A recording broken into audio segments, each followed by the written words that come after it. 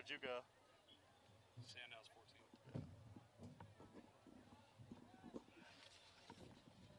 All right. 3, 2, 1. Ready to rock? And roll. Whoa, nobody said anything about rolling.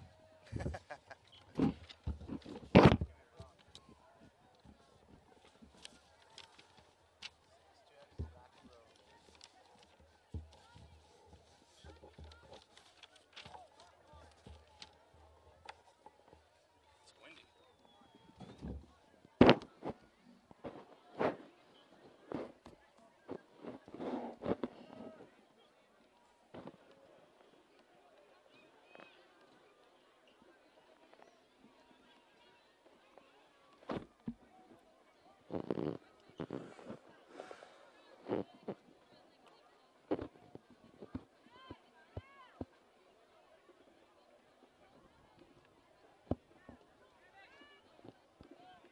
As soon as they come in to like meet as a group, that's when Can you hear me?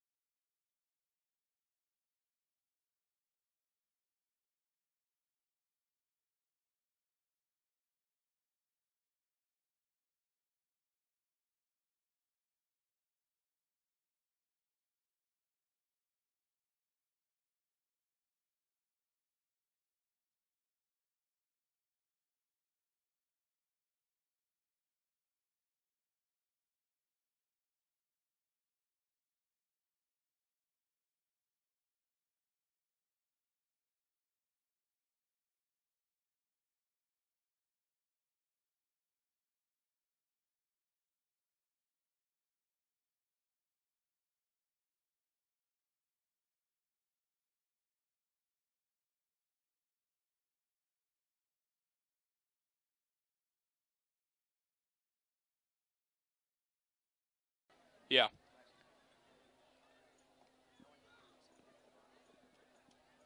I'm going to start talking at 3 minutes. Or I should start talking now. Okay. And then 3 minutes we'll start talking. Because it looks like they're getting ready to go now.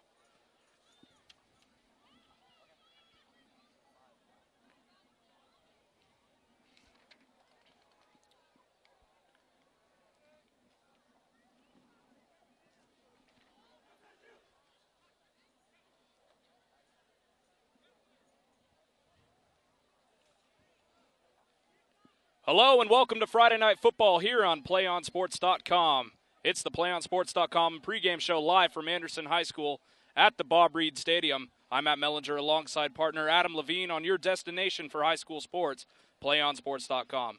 Tonight's matchup features the visiting Red Bluff Spartans against the host Anderson Cubs. Red Bluff comes into tonight's game with an overall record of 1-0, while the home team Anderson is 0-2. Adam, I'm pretty excited for tonight's game. Oh, I am too, Matt. The Red Bluff Spartans come into this game after their third straight win going back to last season. Head coach Corey Hine is looking to turn it around for the Spartans after they've only won 3 games in the last 2 years. Some key players for this team are senior wide receivers Wyatt Hotby and Mitch Fox. Senior running backs Brandon Ragone and Kyle Case are also going to be some big factors in this game. But the biggest factor, perhaps, is senior quarterback Garrett Sandow. Oh, yeah. Coach Corey Hine is really high on this player. He had this to say about him. He's got unbelievable knowledge and command of the game. He's smart on his reads, but most of all, he's a leader. He's got the arm and the feet in the pocket to be a good quarterback.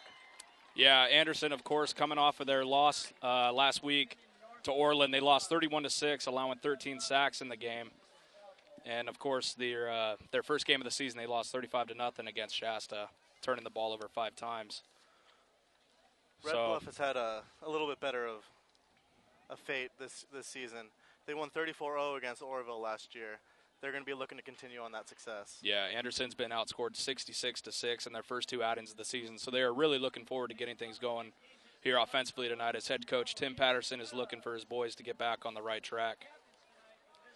I'm going to tell you, this is going to be a fun offense to watch for the Red Bluff Spartans.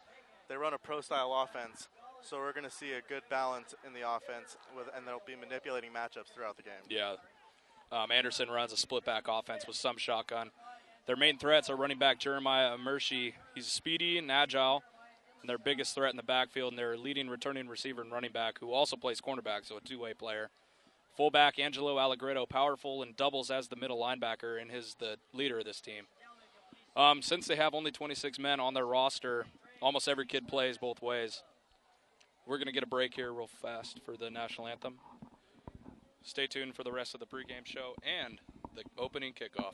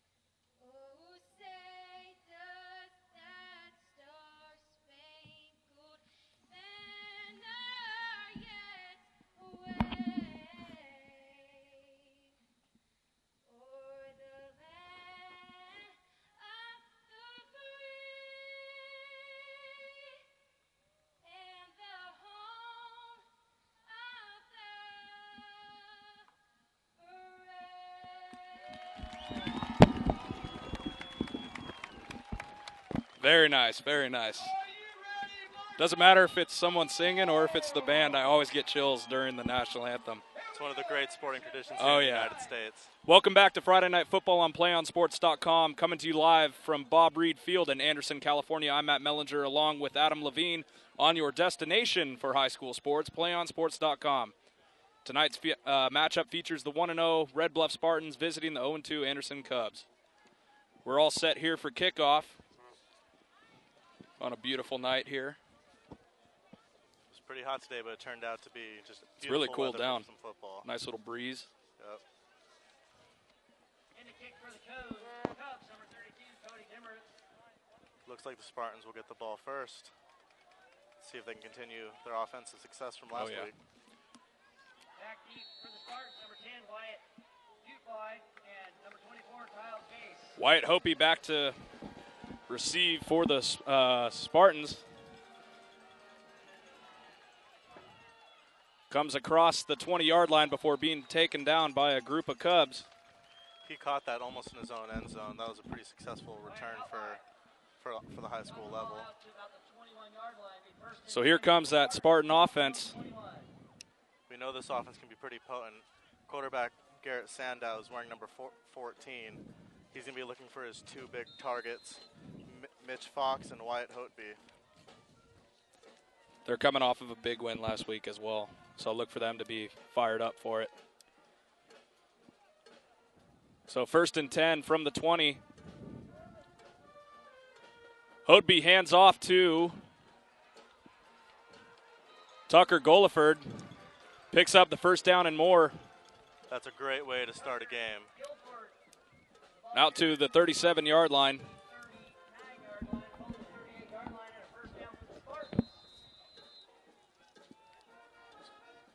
You get the feeling that this Spartans team just wants to get out and punch him in the gut real fast. Absolutely.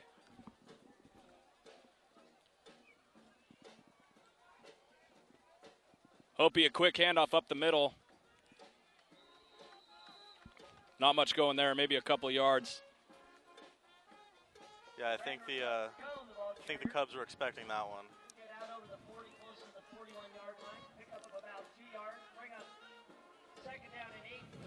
2 yards isn't a bad pickup. Not great, but not bad.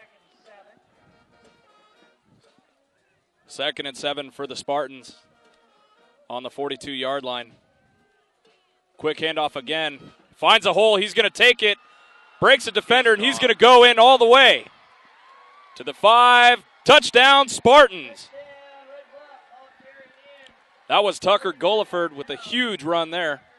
Bouncing it to the outside for the quick score here with 10:51 remaining in the first quarter. He wasn't one of our key players, but he is definitely one to watch for this game.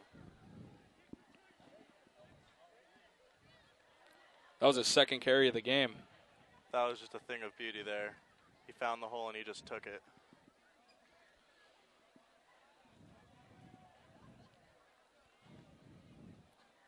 So Hopi, the holder.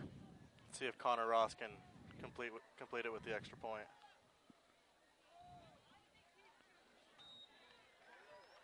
That one's good. Now those aren't gimmies here in the high school level. Takes a good leg to be able to get those. That was a good kick there by Connor Ross. 7-0 Spartans here early in the first quarter. You got to think that that's exactly the way the Spartans wanted to start this game off. Now the Anderson Cubs just need to pick their head up and keep going.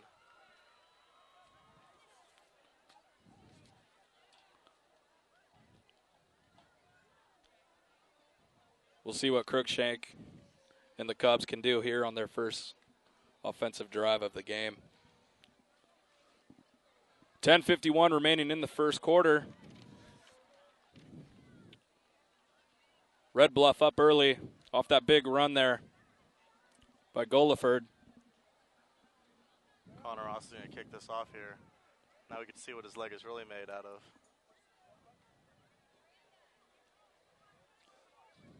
Scott Hearn and Jeremiah Emershy back to receive for the Anderson Cubs.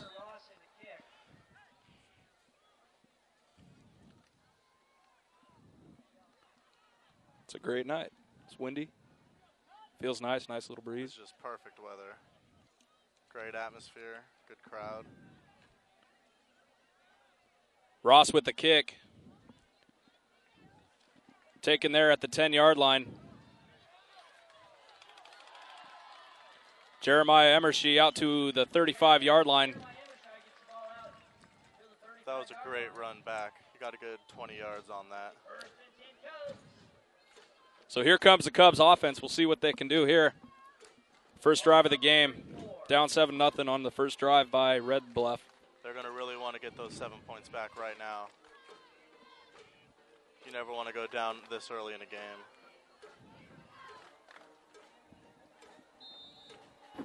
They spotted that ball on the 34, so 1st and 10. Emershai picks up a couple on the play out to about the 36 or 37-yard line.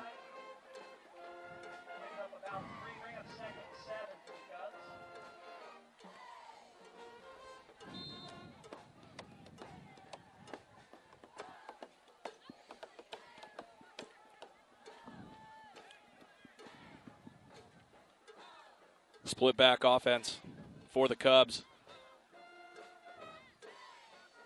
Crookshank, a big handoff up the middle. He's going to get out to about the 47 or 48.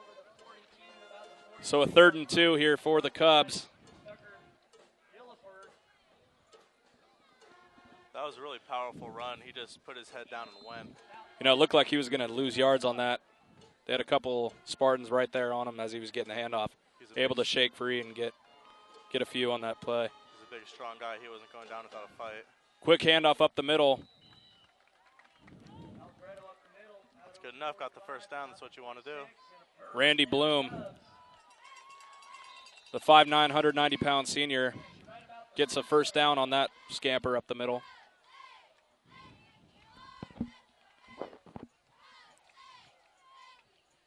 This Cubs offense is definitely based upon the run, right? Yeah, they're having some success up the middle. We'll see how they do passing. Got a penalty here on the play. That'll be a false start on the Cubs. Move them back 5 yards. Those are killer, and you got to think that that as the season goes on, they're going to cut those out significantly. Definitely, the season's young. Just got to work on the discipline stuff. It should be fine. Crookshank again, 1st and 15. Quarterback keeper takes it himself. Breaks a couple of tackles and gets out to the 42-yard line. So a nice run there on the quarterback option. Keeps it himself. Able to get the first down and more. Crookshank sure surprised the entire Spartan defense. You got to think he might have even surprised some of his teammates on that. I think so. The defense went one way, he went the other. So on the 39-yard line of the Spartans, Crookshank with a good carry there.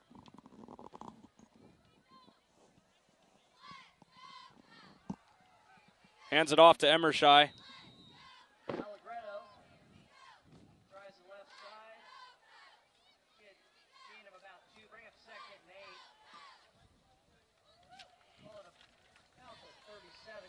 So ball spotted on the 37-yard line. 2nd and 8 for the Cubs.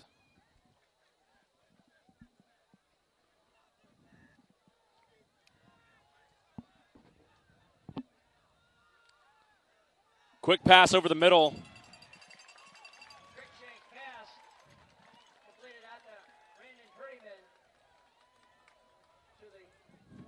That was Brandon Prettyman, number 8, doing his thing across the middle. We're having some problems here with the rosters for Max Preps. So we're trying to make corrections as we hear the names called. So sorry if we're not right on top of who's getting the ball right away and passes like that. That was a good pass, wide open right over the middle. Oh, yeah. Able to get the first down. Those short little passes sure can be effective sometimes. Crookshank again to Perryman. Gets the first down again. This offense is kind of sneaky.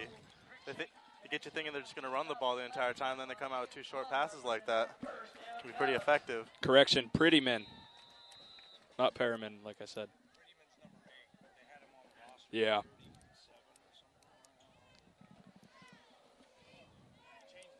So Prettyman with another first down for the Cubs. As they're almost in the goal line here.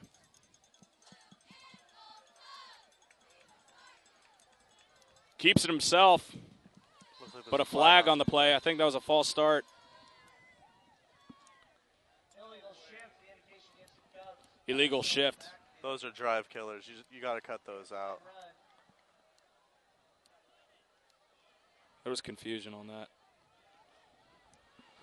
The coach is not going to be happy with that. So a 5-yard penalty puts the Cubs back on the 17-yard line.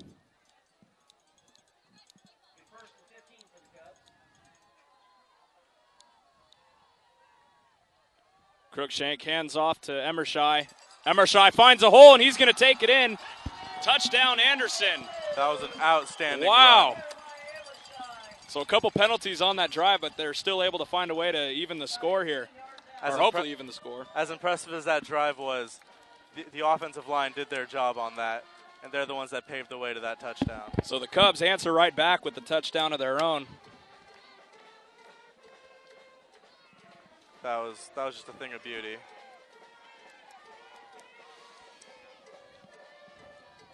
So the kicker for Anderson, we cannot find his number, so as soon as they announce who he is, we'll let you guys know. But Scott Hearn to hold. It's up, and that's a good kick there. No good. It was missed left.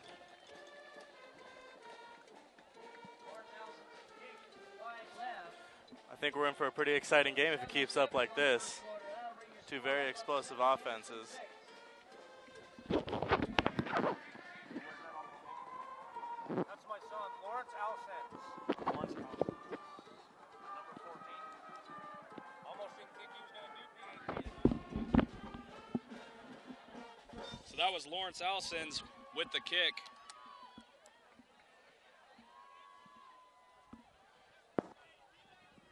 This is going to be a dogfight, I can just tell it. Lawrence Alcens, number 32, with the kick there. The 5'10", 165-pound senior. Misses just left. So a 7-6 here ball game. There's a birthday in the crowd. They just announced a birthday. Shout out. 7:07 here to go in the first quarter. Both teams score on their opening drive.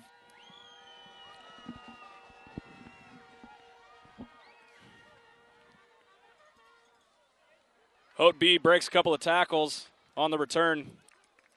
Hotby broke about 3 or 4 tackles on that. That was a very successful run. Out to about the 24-yard line. So the Spartans back on O. And they're going to want to continue where they left off last time. That was huge there for Anderson Oh, yeah. to score right there on their first drive. When your defense gets scored on the first possession, you really want to just come back and get some back on that. Didn't get all of them, but they're close. That handoff up the middle. Not much there. Taken down by a bunch of Cubs. Picks up 2 on the play. About 1.5.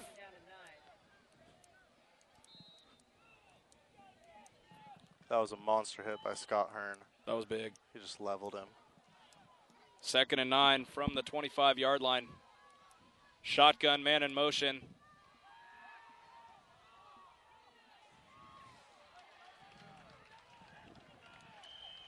Catch made by Hopeby. I feel like we're going to be calling his name a lot tonight. Oh, yeah. He's a big, fast receiver. And returner, too. Oh, yeah. He's gotten most of the touches tonight. He did a great job of catching that when he knew the contact was coming. So You got to think that's one of the hardest things about playing football. Power I formation. Up the middle for 5.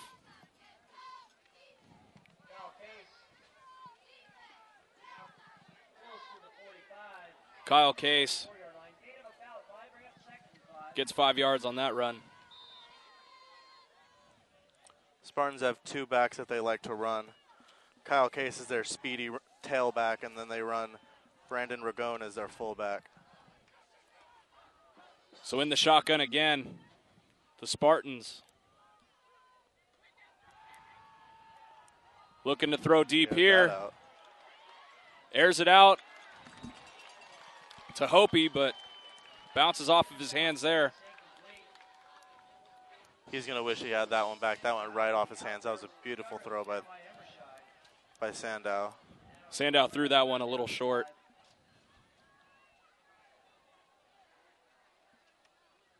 So 3rd and 5 here for the Spartans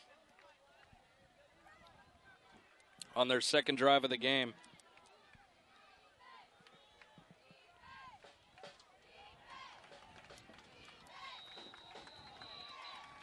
That wasn't fooling anybody. The defense was all over that from the get-go. Gulliford with the carry. Not much there. 3rd and about, 4th down. So 4th and 4 for the Spartans. So we're going to see the first punt of the game.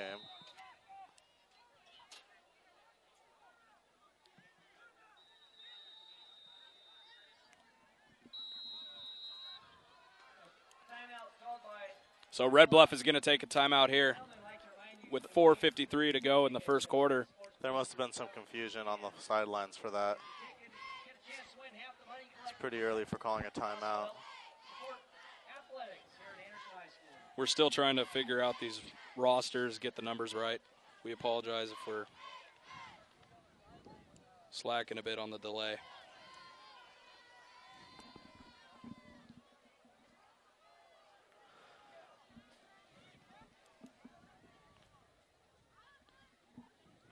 Emershai back to return the punt.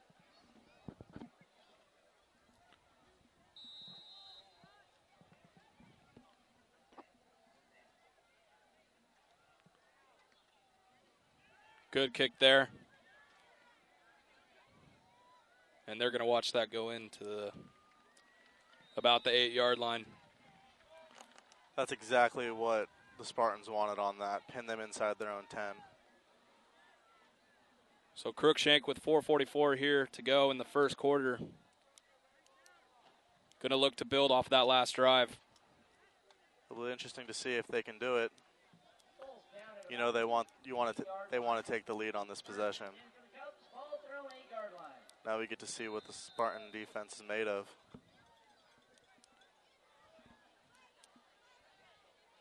Quick handoff up the middle to Emershai. Good for about 3 or 4.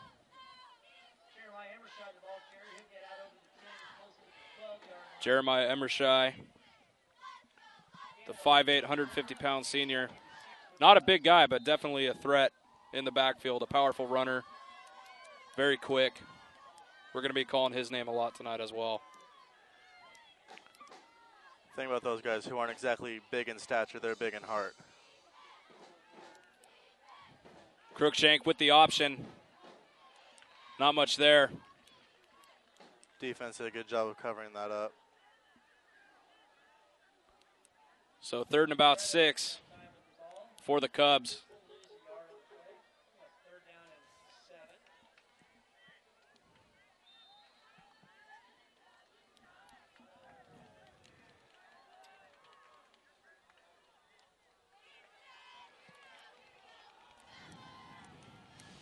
Anderson with 2 receivers out to the right side. One in motion, Crookshank in the shotgun. Takes a high snap across the middle. Just out of the reach of Prettyman. Crookshank's going to want that back. So Prettyman was there to hit, but he just didn't get to him in time. The pass was behind him also, so the Cubs are going to punt.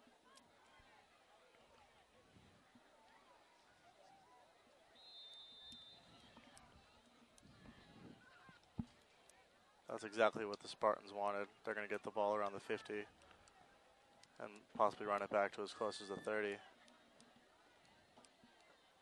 Red Bluff receiver number 24.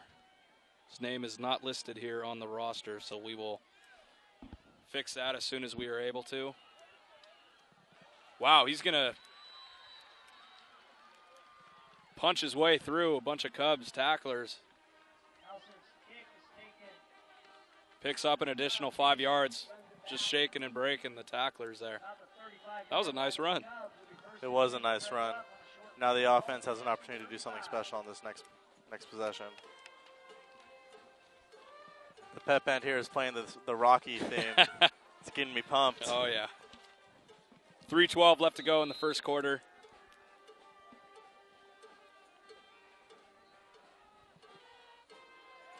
Pitch there.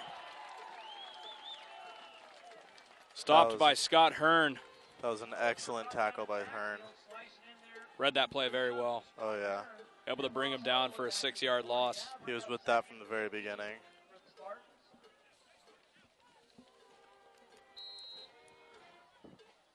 So 2nd and 15 now for the Spartans.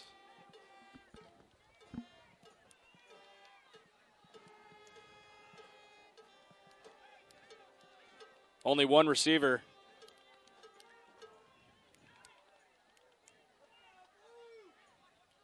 Sandow in the shotgun talking to his team there. They line up in the single back.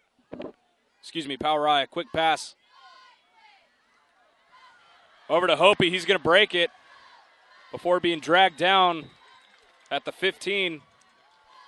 So good for a first down. That was sneaky. The defense is probably thinking, they only have one receiver out. They're not going to him. The quick pass to White Hopi is good for about 20 yards. 1st and 10 for the Spartans on the Cubs' 16-yard line. Quick handoff there to Gulliford.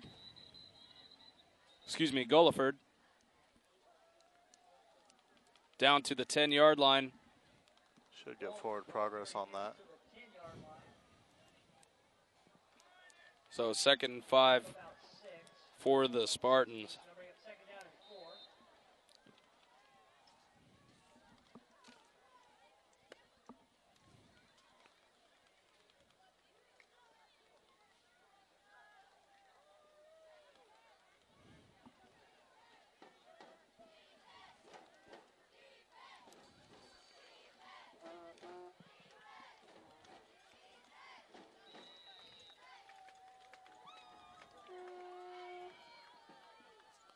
So not much there on that carry.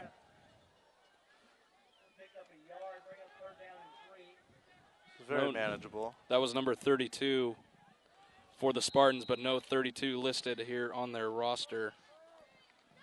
Thank you, Max Preps. We're going to have to put the blame for this one on them. So as soon as we can make corrections to this roster, we will. Quick pass over the middle. In for the score for Red Bluff. Touchdown. Sandow's pass there to number 9, Levi Culp.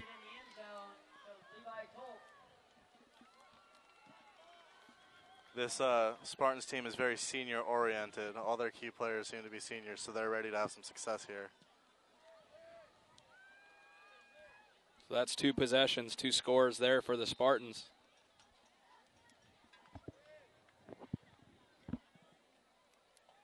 Connor Ross to attempt the extra point. Knocks that one through. It'll be 14-6 here for the visiting Red Bluff Spartans. 42 seconds remaining in the first quarter. Do you think one of the keys to the success of this Red Bluff Spartans team is that all these players are so familiar with Cody Hine? They came up with him as their JV head coach. Mm-hmm. You got to think that they're pretty comfortable with him.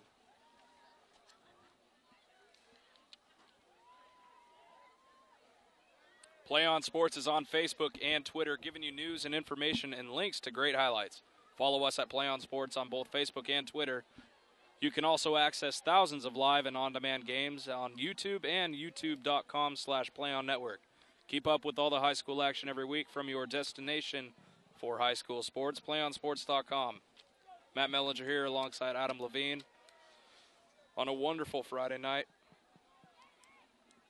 here in Anderson, California. The smoke from the Mendocino fires has lifted for now. It's a clear night. About 86 degrees I'm looking at right here. With a nice breeze. Oh, yeah. Feels great. Feels great, especially with how hot it was today.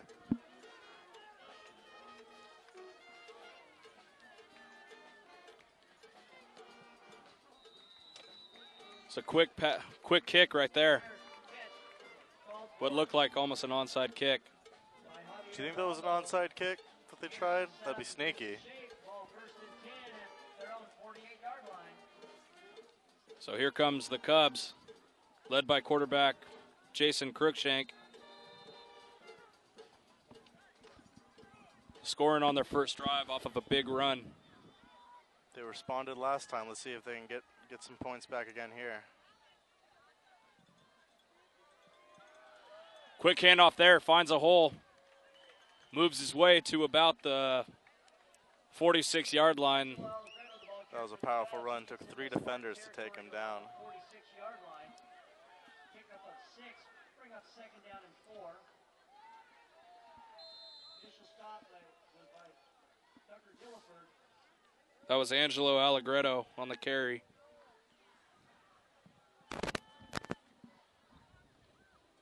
And Tucker Gilliford with the stop. Crookshank fumbles that snap, able to fall on it just in time. So they lose 2. 3rd down and 6 now for the Cubs at the end of the first quarter. So Red Bluff on top, 14-6. Very entertaining first quarter of football. We'll be lucky if it continues this way. It's really entertaining. It's very nice to see.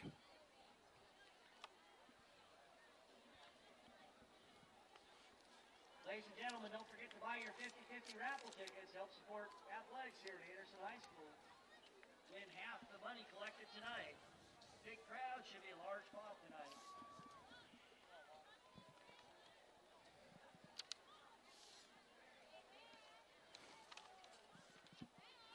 Be sure to stay tuned for the halftime show.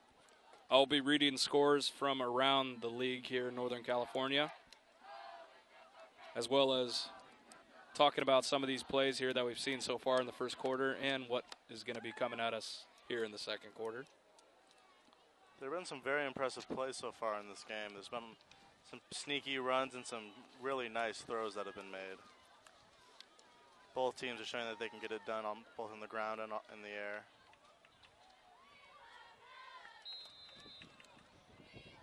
I don't think anybody saw that quarterback keeper by Crookshank.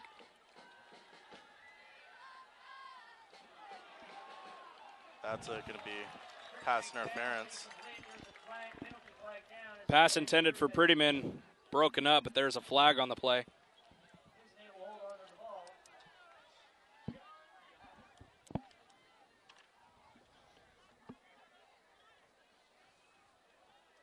Randy Bloom, number 6, in for the Cubs. Yes, yeah, that was a pass interference. So that'll be a first down. That's just a discipline thing. They'll get better at that as the season goes on. This is just Red Bluff's second game of the season. So first down for the Cubs on the 34-yard line.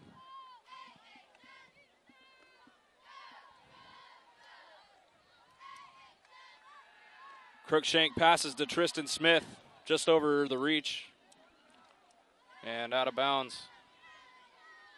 That was just overthrown. The defender did a good job of distracting number 2. That was a good look, though. Yeah, it was a good look. I think they need to try passing more, although the running game is working out just fine. Yeah, it's hard to say what they should do. They've been pretty successful in both aspects. Sorry for my stutter. It's okay, man. You're doing fine. Got a flag on the play. Emershai, the carrier, gets about 5, but a flag. I think it's got to be. So that might move him back. So that'll bring the Cubs back. False start.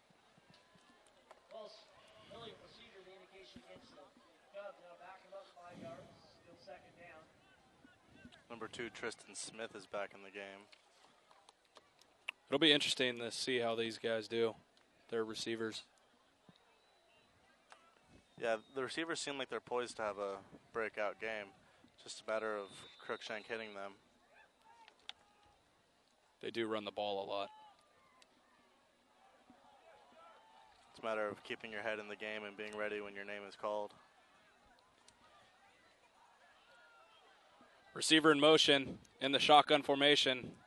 Crookshank, quick pass out to Prettyman, shakes a defender. Gets it back to about the 32-yard line, so they pick 7 back up. So a third down and about 8 for the Cubs. See, that was a nice play. It wasn't flashy, but it got the job done. Blue gets to about the 32-yard line. Bring up third down and a long 8.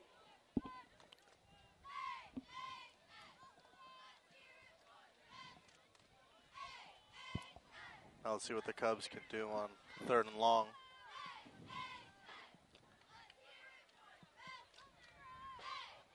Quarterback keeper again. Taken down at about the 30, so 4th and 6 for the Cubs on the quarterback option. Do you think they go for this, or do you think they kick it away? I say they go for it. They're at the point where if they kick it, it'll probably go into the end zone, and it'll end up on the 20 anyway. It'll be a good confidence booster for this offense, who hasn't had much scoring success this season. It'll be nice to see them if they can pick this up here. Yeah, this touchdown they scored on their first drive, that was their first touchdown of the season. Emershai in motion. Crookshank's going to throw it deep. Caught by Emershai for a Anderson touchdown. How about that? That'll be a confidence booster. That was an outstanding throw. And that was wonderful. Threw that into double coverage, and the receiver still caught it. So both of these teams come out and score on their first and second drive. We have a good game coming up ahead of us. First and third drive, one by the run and one by the throw. These are two versatile teams. That was outstanding. Emershai in motion, splitting the backfield, making a catch over the Red Bluff defender. In for the score. That was fantastic. That was fun to watch. So 12-14, Anderson with the score, looking to even it up. They will go for 2 here. Crookshank, a quick handoff up the middle, and it looks like they're going to be just short.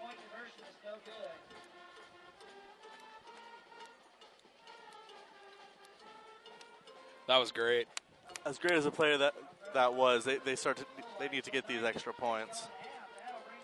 Those could very easily come back to haunt them. Yeah, later on deep in the 4th quarter. In the case of that one, though, they were going for the 2-point conversion. I think they wanted to tie it. They didn't want to be down by 1. But since it wasn't successful, they're down by 2.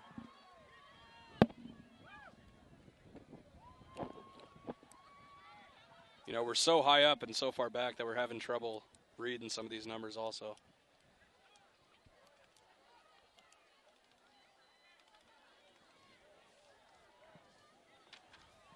Well, I'd say we got a shootout on our hands. Oh, yeah. We are PlayOnSports.com. Matt Mellinger, Adam Levine here. Our production crew, Justin Barney on the camera. And Matt Zarchin, our producer, bringing you guys the wonderful graphics you see, along with the score. Good job, gentlemen. We're having fun up here on top of the press box. Not someplace I ever expected to be, but this is fun. Oh, yeah, this is great up here.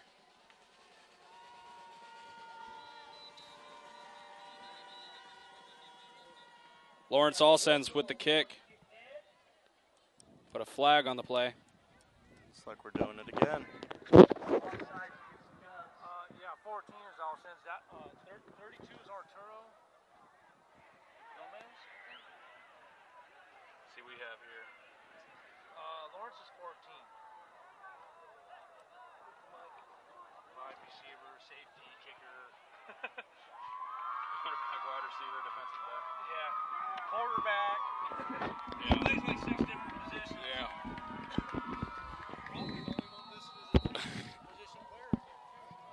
So these rosters are jacked up. But we're doing our best. Nice kick there.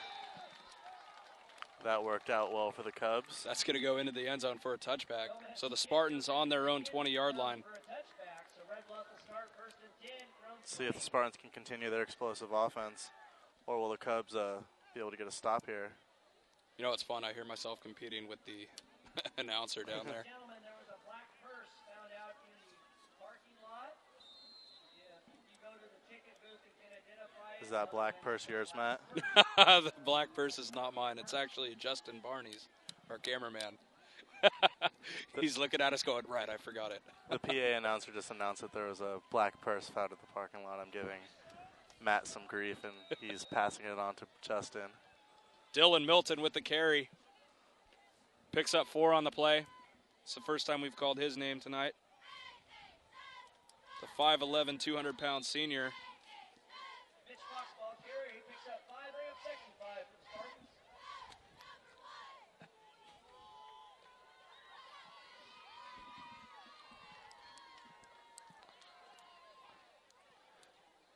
Second and 5 with 9 minutes and 17 seconds left in this game.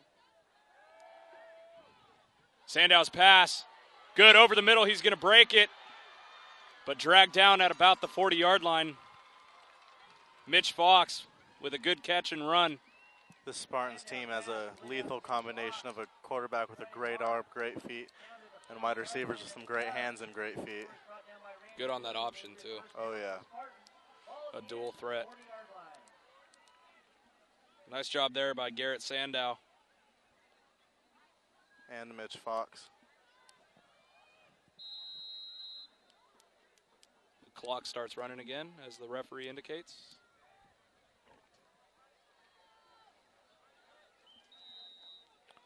Milton again, the carrier. This offense definitely likes to switch it up. You very rarely see them run the same play twice. This is the pro-style offense you were talking about earlier.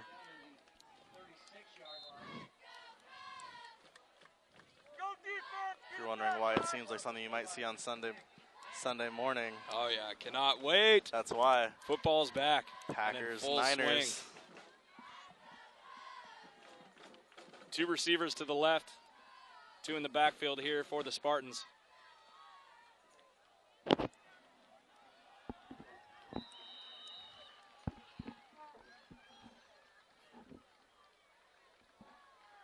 Cody Dimrath, ball carry. He'll get the first down all the way down to the Cody Demarath 27. with the carry First down for the Spartans. is actually number 32. Cody is Not just a bull. 31. He dragged a few defenders a few yards with him.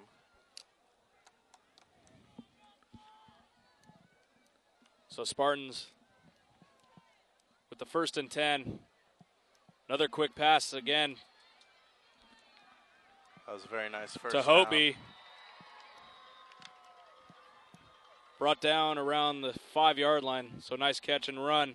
Sandow's pass was completed out to Wyatt Houtley. He gets all the way down inside the 1-yard line. What were you saying? I apologize. Cut you off. And that'll be a 1st and inches for goal with 7 minutes and 51 seconds remaining. Nice job. Nice play-by-play there. I'm a dual threat. Yeah, you are. And we'll see where they spot that. They call it a touchdown. Touchdown, Red Bluff. So Red Bluff showing no mercy. At this rate, the team who scores 100 first wins. Was that a touchdown or no? Yes, they called it a touchdown. Seeing as the field goal team is coming on. So Sandow going to hold. Connor Ross going to kick for the Spartans.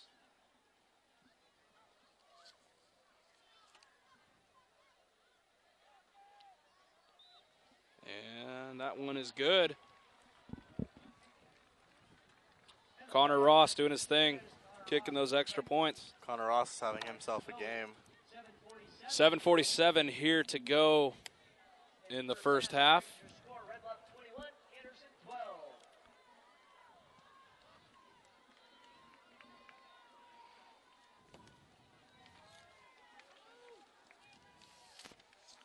PlayOnSports.com is not only your destination for Friday night football action, but is also the most comprehensive coverage of high school playoff and championship events in all sports from across the country. PlayOnSports.com, high school sports lives here. It lives here with us, Adam. We are having a fun time here tonight. Trying to get this roster puzzle solved.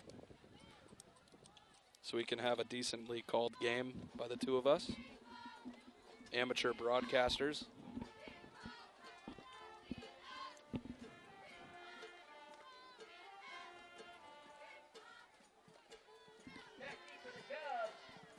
I'm digging this pep band just down to the left, down to our left. Oh, yeah. Emershai and Hearn back to receive for the Cubs. Ross's kick is up and long. They're going to start from about their 8-yard line. Emershai finds a hole, and it's him all alone with the kicker, and he's going to go all the way. Woo-hoo-hoo! In for the touchdown off the kickoff return, Jeremiah Emershai. And there's a flag on the play. Let's hope that doesn't bring that back. What a great run. Oh, that was a fantastic run.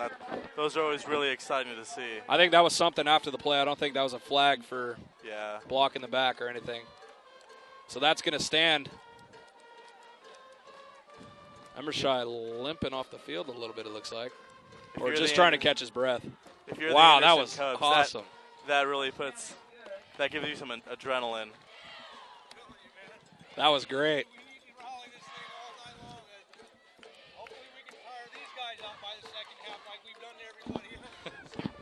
So 18-21 here. It'll be interesting to see if they go for 1 or 2 on this.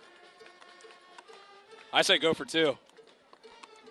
That would be the smart play here. Bring it to within 1 or just stay at 3 down.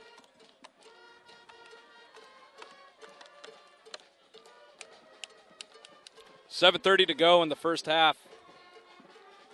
And quite an action-packed game we've had here tonight. Yeah, they're going to go for 2. This has just been an action-packed game. That's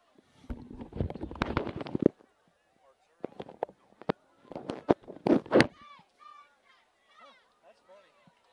My son who kicked originally is going to be the holder this time.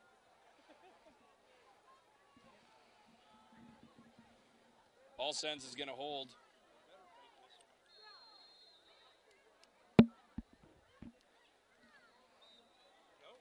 Kick is up and it's good. So 19-21. That was just a line drive. He got that one good. So wow. We're seeing a very well-matched inter-league matchup. This is a crazy game. Oh, yeah. Numbers mixed up, runs, passes. Tonight we have the Anderson Cubs competing out of the Northern League and the Red Bluff Spartans competing out of the Eastern League. Both leagues fall under the category of the Northern Section. That is correct. It's always fun to see these interleague matchups because they don't happen every year.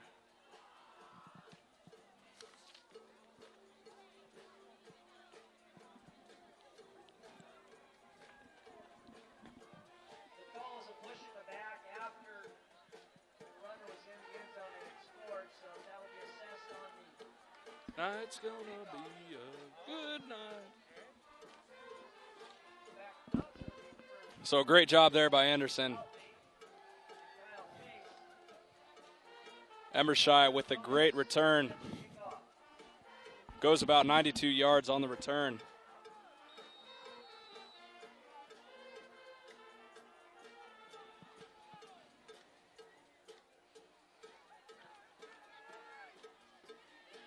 Oscar Aguirre, the kick. Oh, he finds a hole of his own. And he's going to score right back. That's 2. That to the house. That's 2. You don't see Kickoff that very returns often. for touchdowns. Wow, unbelievable. Back-to-back kickoff returns for touchdowns. That's just got to be like a punch in the gut for the Cubs coverage. Get a fantastic return for a touchdown, then you give one right back. That's got to hurt.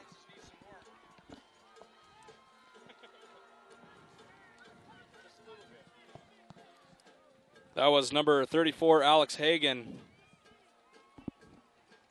on a nice return of his own for a touchdown, 27-19. Red Bluff in the lead with a chance to make it 28-19. And Folks, we have had 3 touchdowns in less than a minute. The kick's good and through.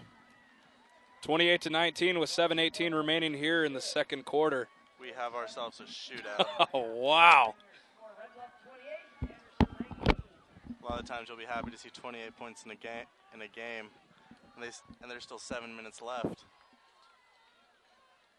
We're going to go down at halftime and get this roster situation settled once and for all. Oh, yeah.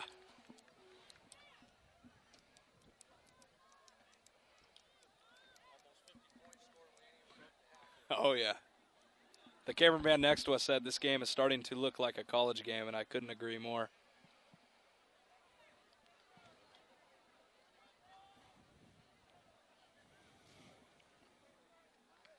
So Emershai and Hearn back to receive for the Cubs. Now will we see a third kick return for a touchdown? That'd be unbelievable. I don't think I've ever seen that If before. we see that, we're hitting the casino on the way home. So that is just some luck right there. That is awesome if that would happen. It's an omen.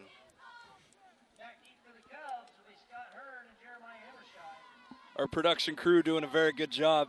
Mr. Zarchin and Mr. Barney.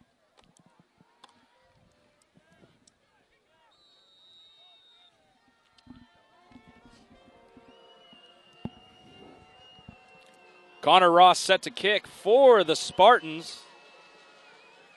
Quick squib kick. Covered almost immediately by number 1, Joe Santone. Those squib kicks don't get as much distance as a normal kick, but they make it almost impossible for a return. I think that's what they were going for. Yeah, they don't want to risk another one. So no third touchdown and no trip to the casino. That got a chuckle from our producer, Mr. Zarchin, doing a very good job. 7:18 to go here in the first half. In what has been a crazy game, to say the least.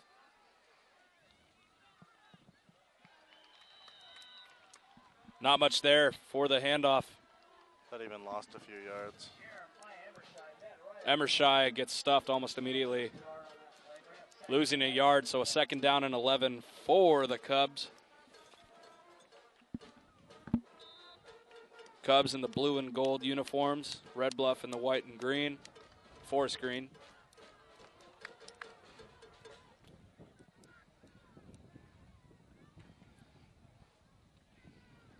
It's getting quite windy out here today. Quarterback option. Looks like he pulled it back out of the grip of his running back there and took it out to about the 28 or 29 yard line. Did you see that? It looks like he... Yeah, he said, nope, I'm taking this one. Yeah, he goes, give that back. I'm going to keep it myself.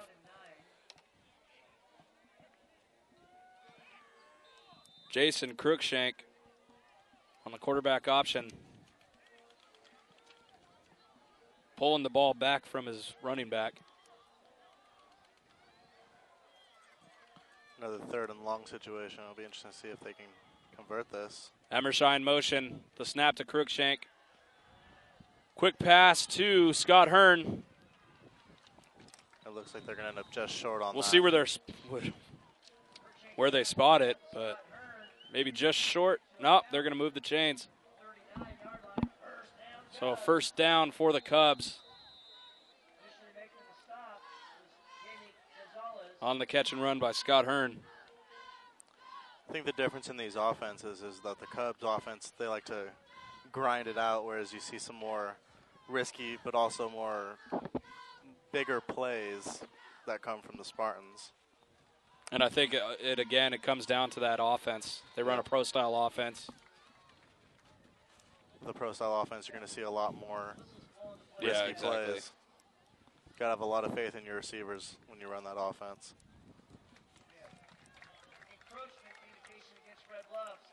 So that was encroachment on the Spartans. So that'll move the ball to about the 44-yard line. 1st and 5 for the Cubs. Emershai, the handoff, finds a hole. Gets a 1st down, a 12-yard run there. Boy, we're saying Emershai's name a lot. I think he's a workhorse for this team. Oh, yeah. He likes to run the ball. 1st down Cubs. So far, he is the player of game.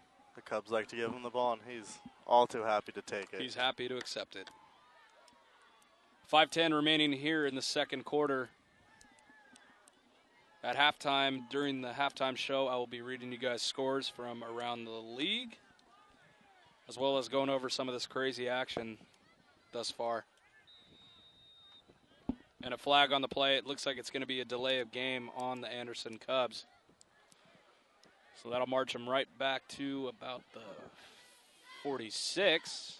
Delay of game, the indication against Anderson. Now back them up 5 yards.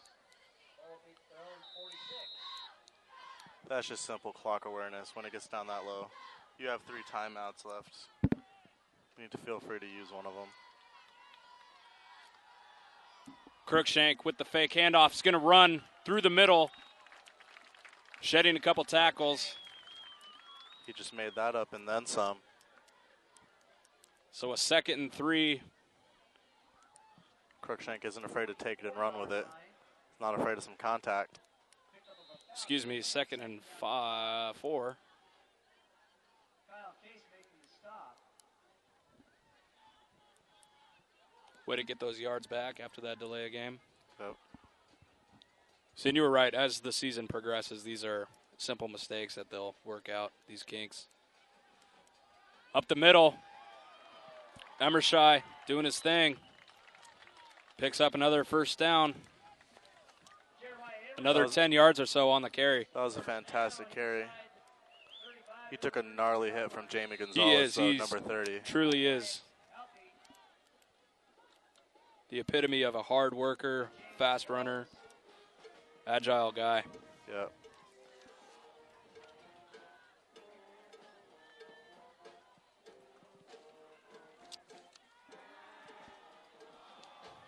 Crookshank's pass just out of the reach of Scott Hearn. Scott Hearn is definitely his favorite receiver. That was a good look there by Crookshank. With how often they're going to him, you just got the feeling that they're gonna connect for a big one eventually. Right.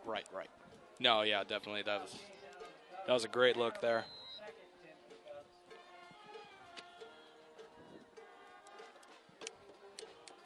I'm enjoying this band. Yeah, this At is last a great week's game, the band. band was on the other side of the press booth from us. It's taking me back to my high school days. Shotgun, Fairfield Crookshank Falcons. gets rid of it just in time. Oh! That went right through his hands. The pass for Emershai just out of the reach of him. It looks like he could have gotten a hand on it, but just a little too much there. Wide open. Not a guy within 5 yards of him. Have another 3rd and long. 3rd and 10 for the Cubs. One thing we know is that the Cubs aren't afraid of those. They've converted on 3 or 4 of those today. They're baby bears. They better not be scared of stuff like that. You got 3.5 minutes left in this second quarter. Still plenty of time for some scoring.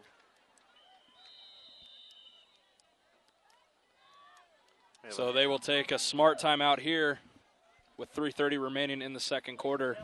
I like that timeout. They weren't quite sure of what they were doing. Yeah, that was a good call. You got 3 timeouts, might as well use them. Settle the guys down.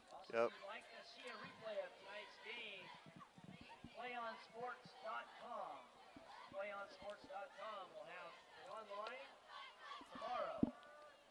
There's a shout out from the announcer. Reminding you guys you can watch this game again tomorrow on PlayOnSports.com in the archives.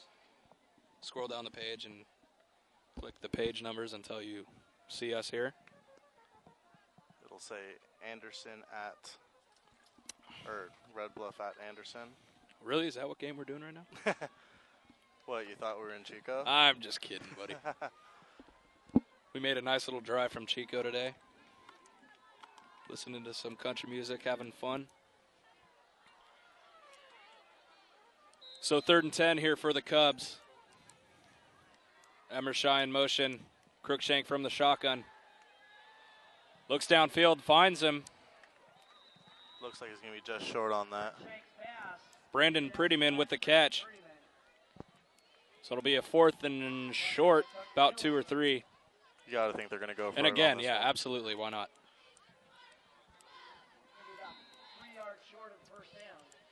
So a couple short of the first down. We'll see what Crookshank and the Cubs can do here. I like his lime green shoes. Those are really... Yeah, they definitely stand out. And it looks like Red Bluff is going to take a timeout here. Timeout called by Red Bluff. And smart to do so. I've heard of freezing the kicker, but is there such thing as freezing the quarterback? I think that's what just happened.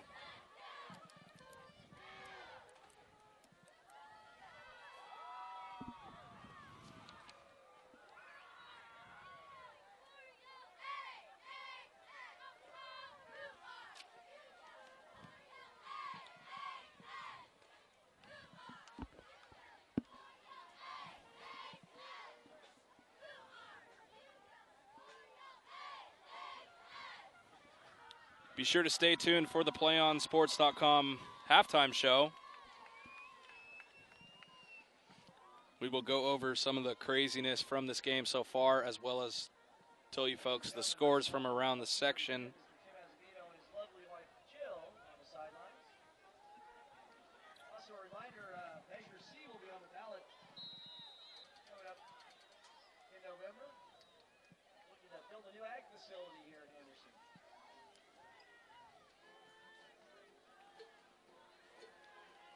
So it looks like he's going to be just short. We'll see where they spot it, but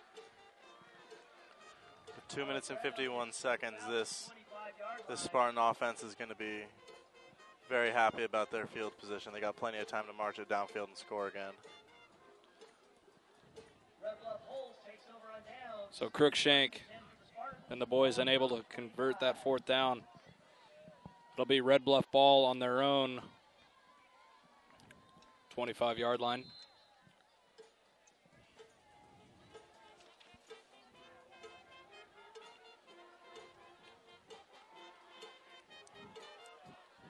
Toss to number 2. Gets all the way out to the 40, but a flag on the play. Mike Stone, the ball carrier, flags all over the field. This is Mike Stone, the 5'8", 160-pound running back. On the quick toss. Illegal block. But the flag on the play. Illegal block might have been a chop block maybe.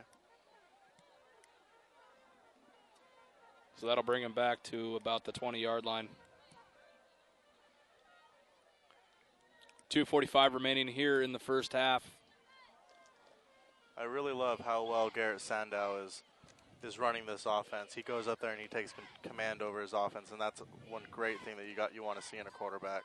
Mitch Fox and Ryan Hotby, excuse me.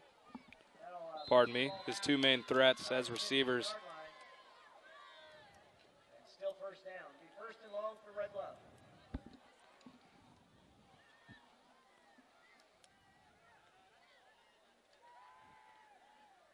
He's going to pass.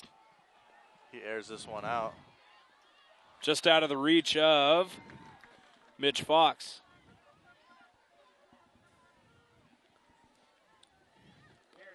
So that'll bring up a second and about 22 or 3. That was just a spectacular throw. Just great coverage by the defense. I see on the scoreboard it says PlayOnSports.com. Watch the game tomorrow. Haha. That's us, boys. Very nice of Anderson and Red Bluff to let us be here to watch their game tonight. Very nice hosts. We are up here on top of the press box. Hopefully not making too much noise. It's a football game. If you're not making noise, you're not doing your job. Mike Stone again on the carry. Gets a quick pitch, able to pick up about 18 or 19 on that carry. That's exactly what you want to do. You want to pick up some yardage and make it third and manageable. It'll be 3rd and 8.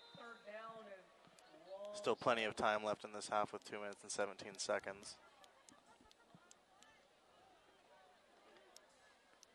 I'm just taking this all in. I'm having a great time. Fantastic way to spend a Friday evening. Absolutely. It's your favorite word. It is.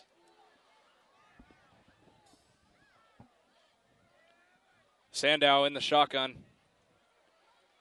Looking to throw here on 3rd and long. Targets Hopi, able to complete the pass to about the 40-yard line. And that'll be a 1st and a lot. Great throw, even better catch. Hope he caught that with a man on his back. Shows a lot of strength. Great pass by Sandow. Oh, yeah. Kid's definitely got an arm on him. We talked to his brother earlier before the game who was scouting for the JV team. Yeah, he's actually one of the coaches for the freshman football team at Red Bluff High School. So he was up there chatting with us. Proud big brother. Who wouldn't be? His little brother's the starting quarterback of the varsity team. Oh, yeah.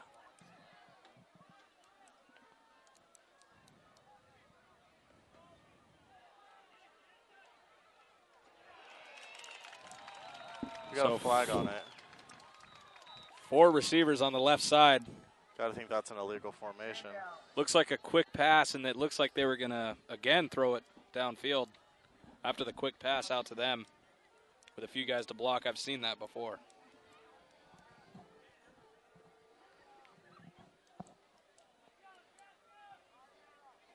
Yeah, I think they're going to flag him for trying to pass. It's a pretty strange formation, but it didn't work out for him. Good thought, though. So that'll move him back to the 45-yard line. Minute 32 remaining here in the first half.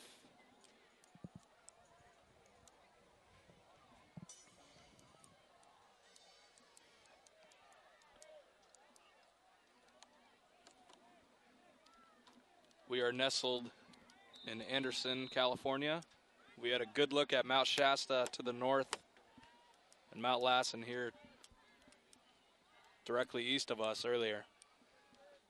This great city of Anderson is just south of Reading, about an hour and 10 minutes north of Chico. Sandow's pass to Fox completed. Completed out to Mitch Fox. Scott Hearn making the stop. To about the 34-yard line, so a 3rd and about 4 Third down and here for the Spartans. Spartans of Red Bluff. ball just inside. Clock ticking with 53 to go. Sandow in the shotgun.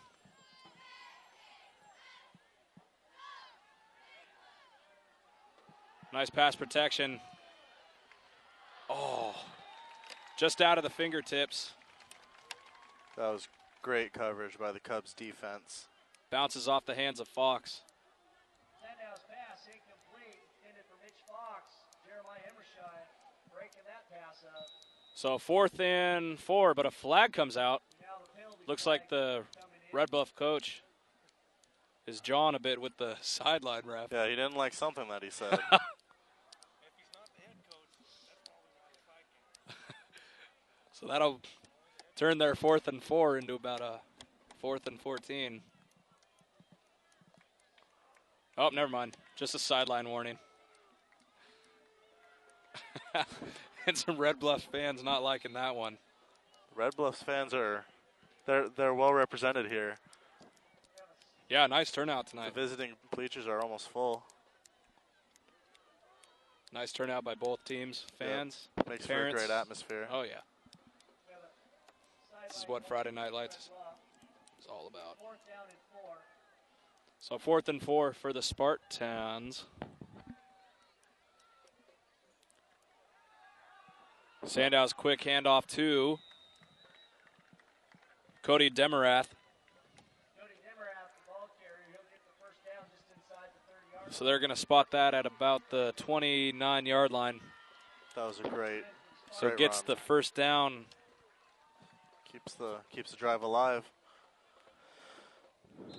They're gonna want to score here because they have to give the ball back to the Cubs after half. Back in the Cubs into a corner here, known as the red zone.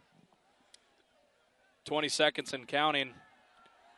Looks to throw deep here. Sandow. Pass intended for It's a flag on the Hopi. There's play. going to be a flag for pass interference. the cornerback there, Tristan Smith. For Wyatt Halpy, out there on the coverage was Tristan Smith. A late flag comes in. I think Smith was touching him a little bit there or blocking him from turning around to find that ball in the air. The defender has to keep his body turned facing the ball. He can't not make a play on the ball. Just put the ball in the hole. You have to play the ball, not the man. That is true. Football 101. 13 seconds remaining. We'll take a quick break at halftime and then bring you guys our half game show here just before the start of the third quarter. Timeout called by the Cubs. So Anderson's going to take a timeout here. Defense must have not liked something that they saw. Coach wanted to talk it over a little bit. That's a good timeout call right there. 13 seconds left. 1st and 10 from the 16-yard line.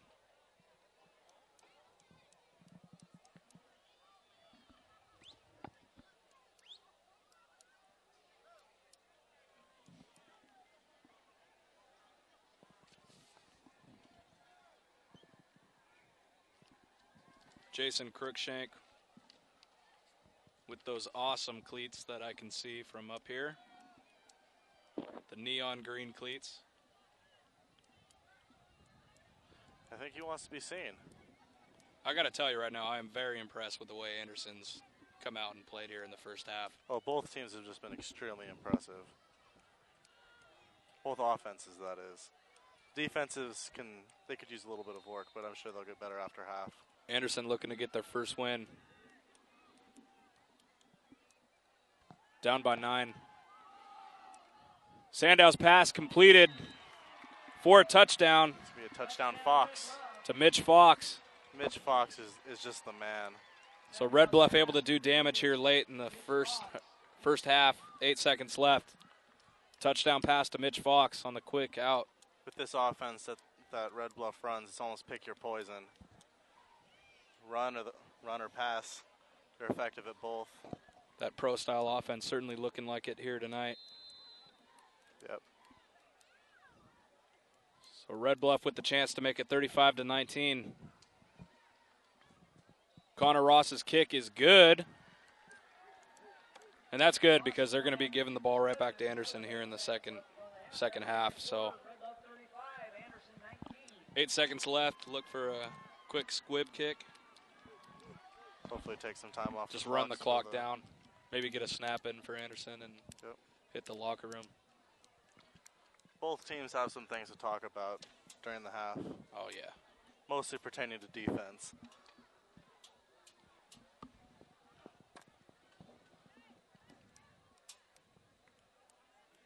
A lot of you at home might be noticing that the Anderson Cubs are playing a lot of the same players on offense and defense.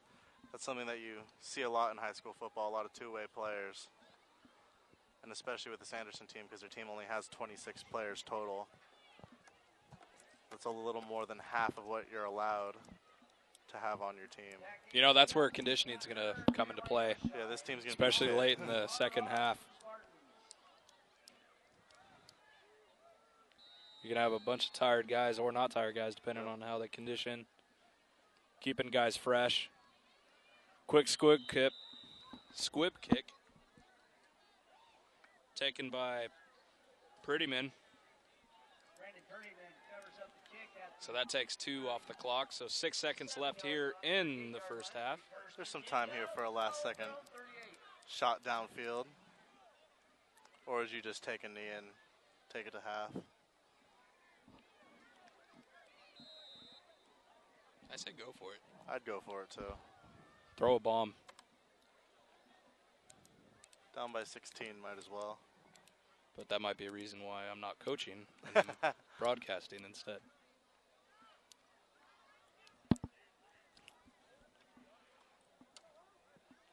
So Crookshank looking to get something going with 6 seconds here from the shotgun.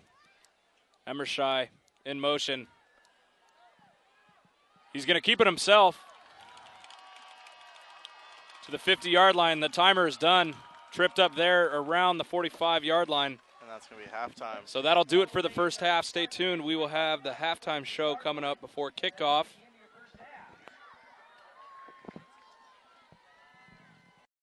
.3:16 left to go in this ball game. I formation, 3rd and 3 from the 45 of the Wolverines.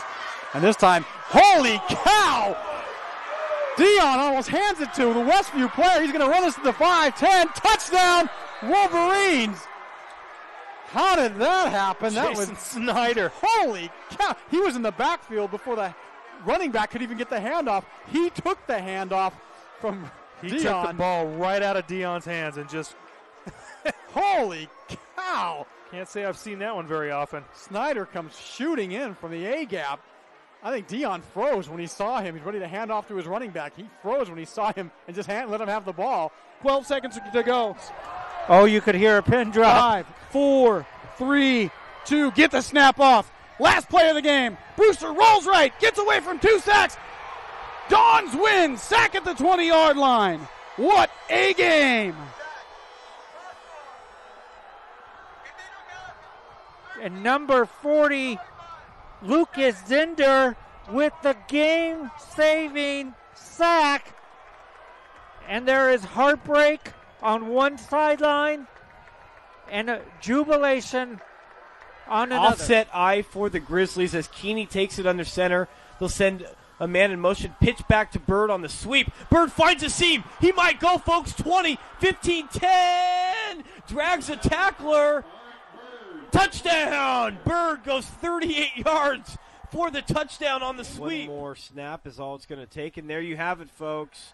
Your 2011 Division I Sac Joaquin Section champions, the Granite Bay Grizzlies, as they defeat Pleasant Grove 30-24. Jacqueline Williamson. Her serve is over. Dug by Holt. Giblin going back to Holt near side. Cut shot. Kept alive. Back in one by Cathedral. And this one is out as Castanon Hill sends it wide. And the Cathedral Dons have won the title 16-14 in Game 5. Thomas with the ball, swings it out to Norris. Cameron Taylor tried to block that one away. Norris with a strong take, blocked by B.J. Anya. Huge block. Robinson leading the break the other way, gets it to Grant. Slam dunk Jeremy Grant off the feed from James Robinson. What a play by the Stag. Runner at third is Chavez. 8-2 the score. Bottom of the 7th. The 1-2. Popped in the air. This should do it. Cortopassi says it's mine. Now he's fading on it. And he can't make the catch, but Gaff comes in from center field and does.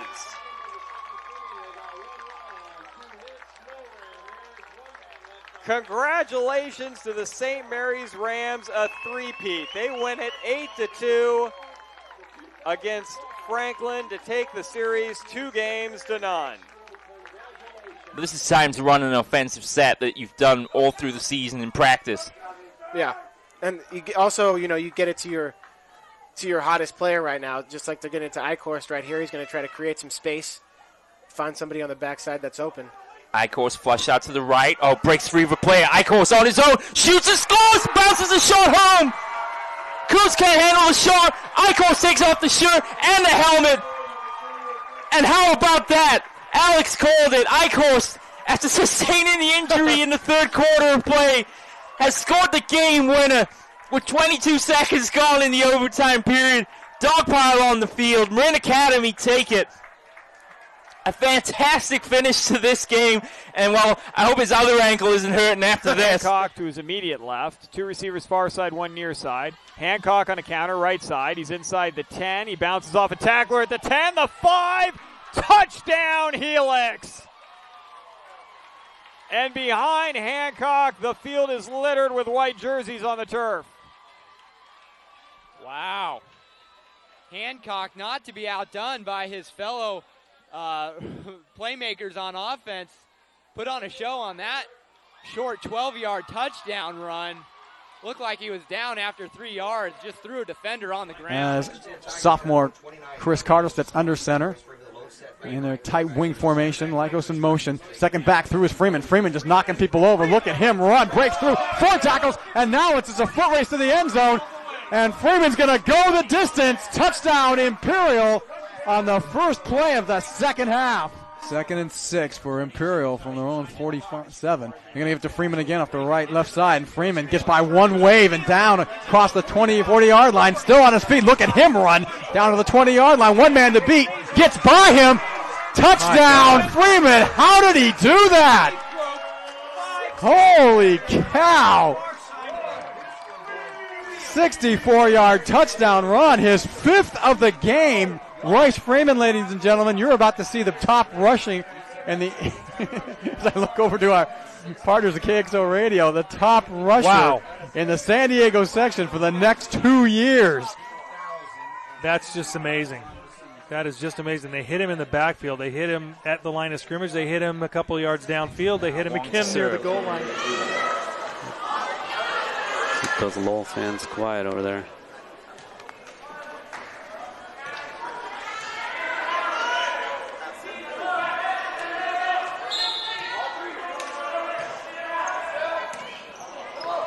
Lum sets it up to Pang.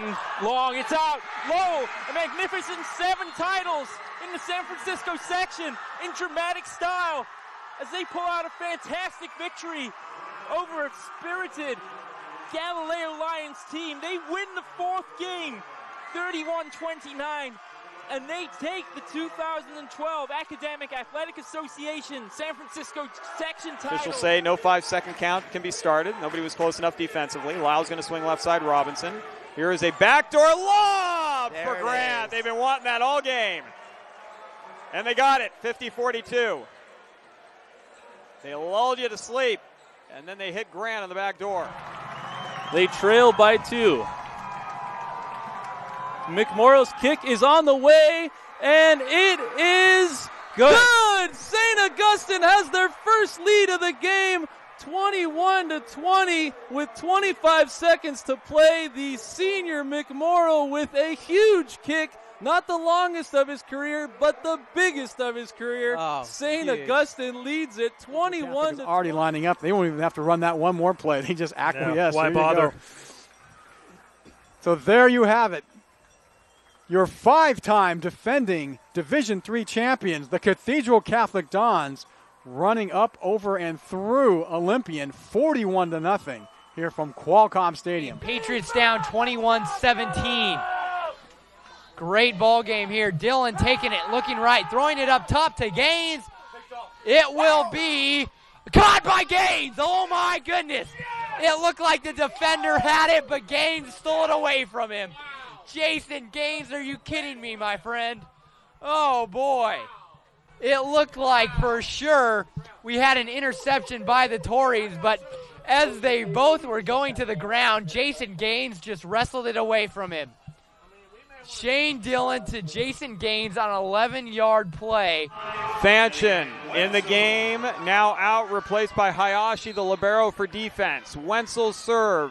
Championship point, ball up in the air. Hayashi's going to bring it back. Richards, deep one, over and 3. Free opportunity. Look for Wallace. No, they go Becker. Hayashi, then tap over and 2 by Hollingsworth. Now look for Wallace for the match.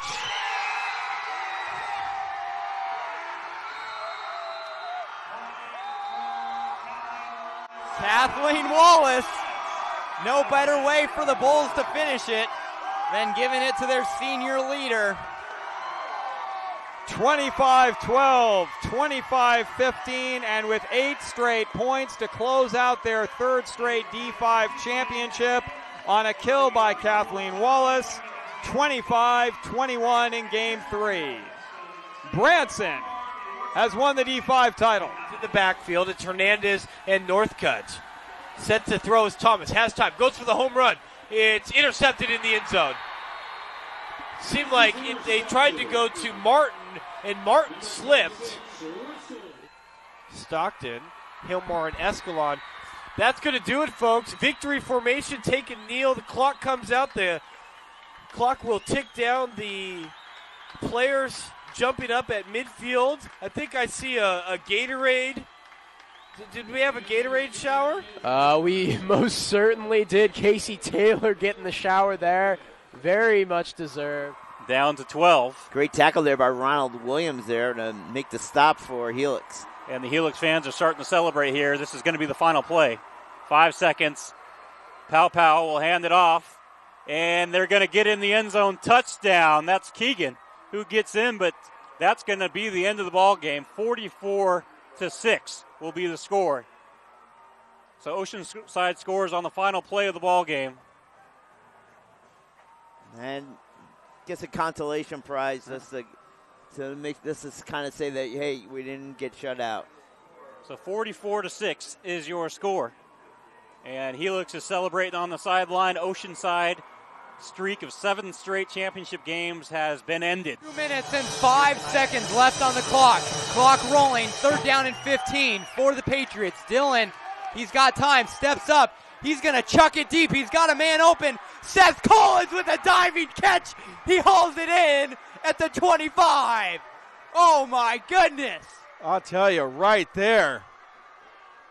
Dylan goes to show why he is a Division I prospect, as he's able to step up, elude the pressure, see Collins down the field, and make the connection. As I'll tell you right now, there has not been a bigger catch for Seth Collins this entire season. Fans nervously wait on the far side. Trips right. Vernon, the lone receiver to the left. Troy Zine rolls right. Here we go.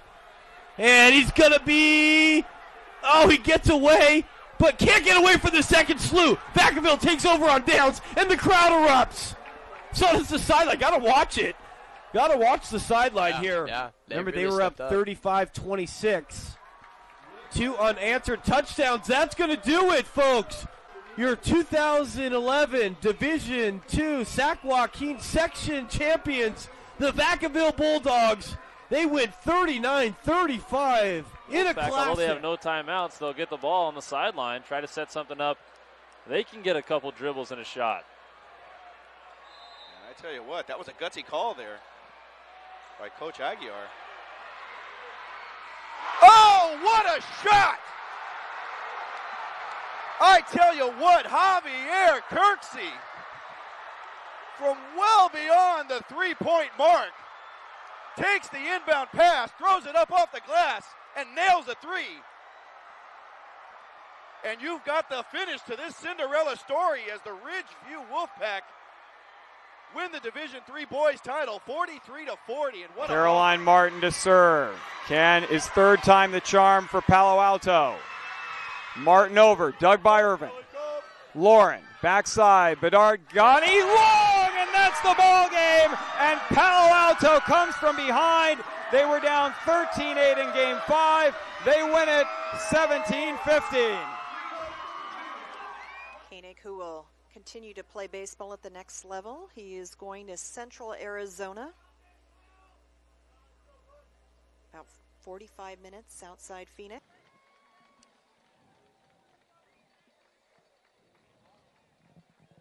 Welcome to the PlayOnSports.com halftime show, coming to you live in Anderson, California at Bob Reed Stadium. I'm Matt Mellinger alongside Adam Levine.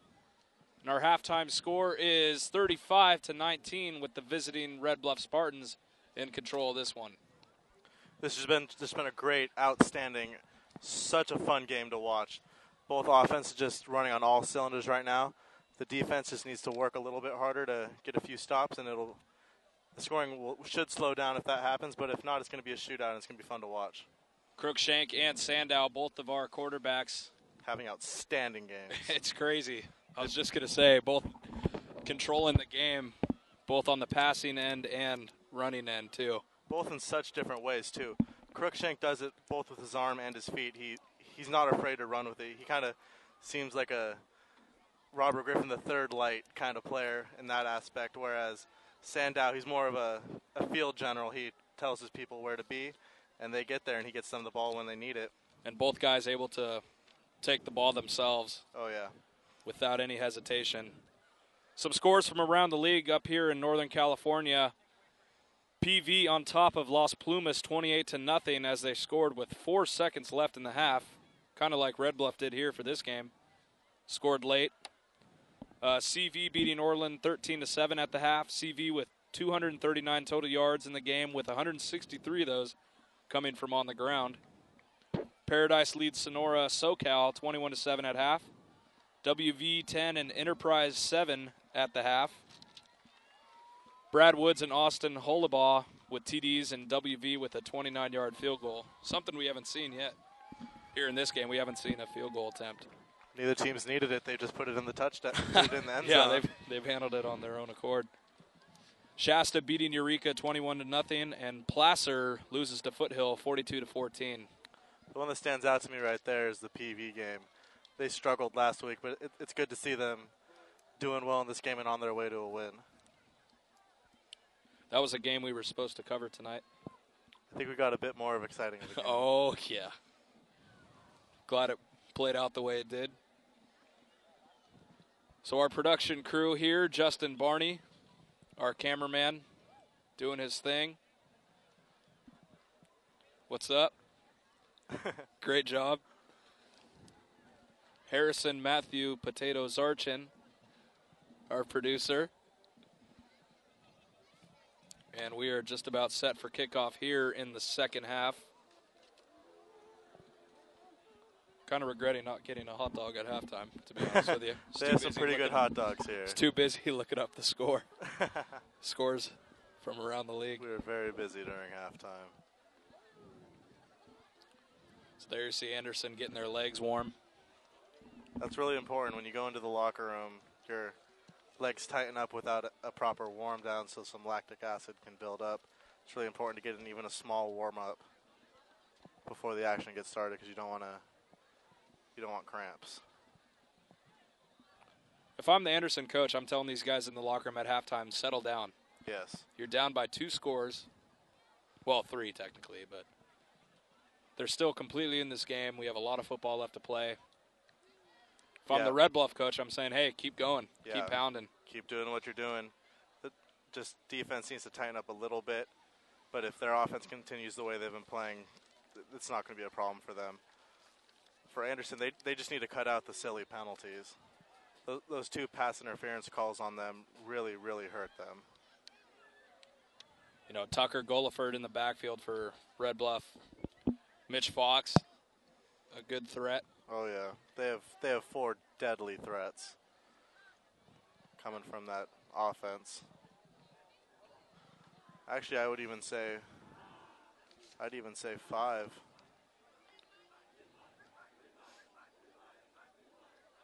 We saw Levi Culp with a touchdown earlier in the game. He wasn't someone that we were...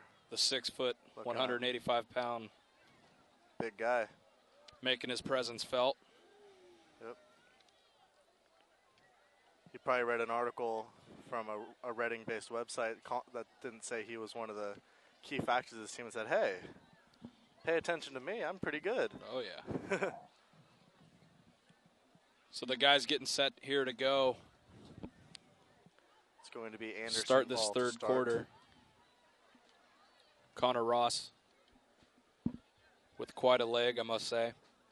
Both teams look very ready to get this back underway.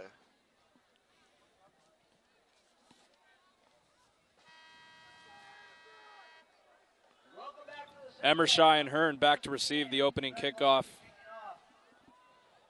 along with Randy Bloom, number 6, who's had a few carries here tonight. So we are underway. Another quick squib. Played by Lawrence Alsons. That wasn't quite the effect that they wanted the squib kick to have. The goal of the squib kick is to pretty much eliminate any sort of return. Yeah, he was able to pick that up and run for about 10 yards on the play. Yeah, but the coverage did a great job of stopping him regardless. He didn't get much on that at all. He did a nice job of spinning off that one tackle. Yeah, he was able to broke get a one couple more tackle yards. really well, but there was 2 more defenders right there. So Jason Crookshank, quick pass over the middle, intended for Prettyman, unable to connect. That was a good idea, just a little bit of miscommunication as to when that throw was going to come. Looks like he threw it behind him just a little bit. Yeah, just a bit. They'll be sure to talk about that one. 2nd and 10 from the Cubs' own 36-yard line.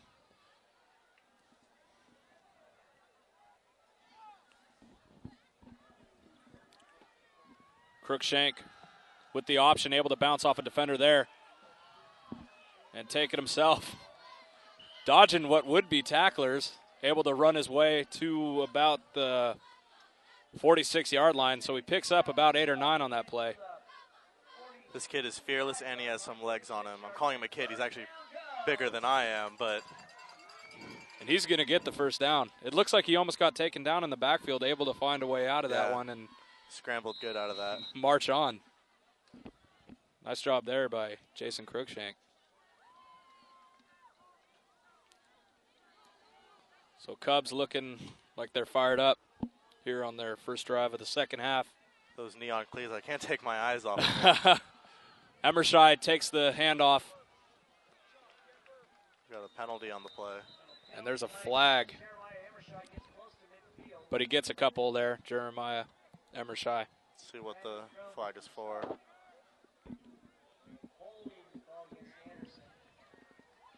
That's going to hurt. That's what we talked about earlier. Got to cut out the silly penalties. That was holding on the offense.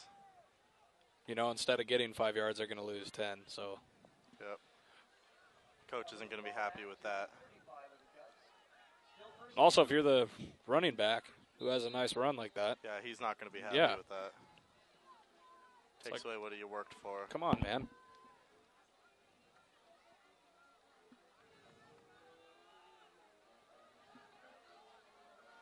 So 2 receivers lined up in each side. Crookshank. Pass over the middle for Prettyman. Out to the 50-yard line, so they pick up almost 14 of that penalty yards back. That was a really well-designed play. That got back a good chunk of what they lost on the flag. That confused me. It looked like they were going to pass to the guy running the inside route, but instead it went over him. As well. Nice deception play there. Yep. I think it caught the defense off guard a little bit. Those Cubs are smart. I'm telling you. Tristan Smith and Lawrence Alsens, the 2 receivers. But Emershire's going to take it himself, bouncing it through the middle. And he's going to find himself all the way down at the 26-yard line. And a first down and more. That was a fantastic run by number 28, Emershire. That kid is incredible. He is incredible. He's not very big, but man, is he plays fast. bigger than he is. He is fast. Finds a hole there and takes it right up the middle to the 27-yard line of the Spartans. You don't want to unfairly compare any of these kids to any pros, but that reminds me of Darren Sproles for the Saints. Just quick and quick up the little middle. guy gets up the field. Is that going to be intercepted? There's a catch. Tie goes to the offense. Wow. Tristan Smith battling cornerback Wyatt Hotby. 2 guys' names we've called a lot. I think fighting for that ball. That was incredible. I think I said that he was going to hook up with Tristan Smith eventually. Oh, yeah. He's been, and he does in a big way. He's been trying to go downfield to him all game. He does in a big way. Yep. Puts him in an excellent position to score here. So 1st and goal from the 8-yard line. Anderson looking to get back some momentum here in the third quarter. That was a really good throw by Crookshank. Just kind of went straight through his arms. The receiver had a man on him, but he's going to wish he had that one back. Alsens, the intended receiver, unable to pull that one in. So 2nd and 8 now for the Cubs.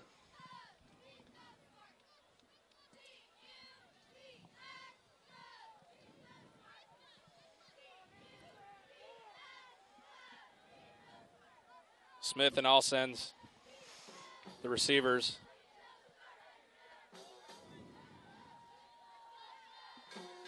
He's going to keep it himself through the middle. That confused me. I stuttered there. I was like, what are they doing? I thought that was going to be a handoff, but he kept it himself. Crookshank to the 4-yard line. He is not afraid to improvise. Absolutely not. So we'll see what they do here. If they are unable to convert or get a touchdown now, it'll be 4th and short. But will they kick it? I don't know. Crookshank is a very smart quarterback. If you're the coach, I'm saying, hey, let's get it in now and not have to kick the field goal. But at the same time, you got to take the points. You don't want to get 0 when you could get 3. So Crookshank fakes the handoff, running backwards. Able to get to about the 2-yard line. You know, if he stayed forward and didn't run backwards to try to get around that cornerback, he could have. All he had to do was cut that up inside. So I think the view might be a little different from down there. So we'll see what they do here. Looks like they're going to go for it. They're going to call timeout. That's a good call. That's a good timeout. They want a well-designed play. They don't want to. But at the same time, throw them out there. At the same time, you're giving the defense a rest, which. I wouldn't really so much call it a rest. I mean, they just had a 15-minute halftime, so they can't be that tired anyway. So. Well, they're definitely putting the pressure on them here. This defense is definitely looking to come up with a big stop here. Well, Anderson definitely needs this score here. Lucky fan here just won $151. Oh, let me check my ticket. Just kidding. I wish I was that lucky fan.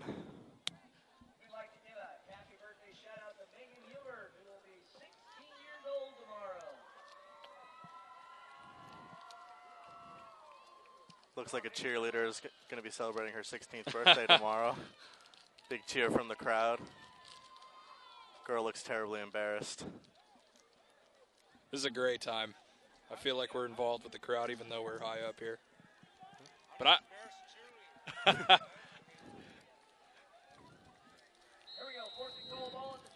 So let's see if they can convert here. Emershai with the fake handoff. Crookshank takes it in himself. And they get a crucial touchdown here.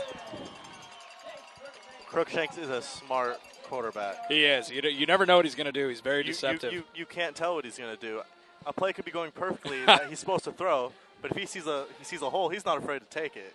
You know, and he had Emershai, too, in motion as a threat to take that quick handoff, and he just kept it himself. Found a hole up the middle. If you see the hole, take it. Great play by Crookshank. The kick there is good. And we have ourselves a game. 35-26 Spartans. So now a 2-possession game. That was big for the Cubs' morale. Absolutely. They needed to score coming out of the half, and they did what they needed to do. Now let's see if their defense can get a big stop for them.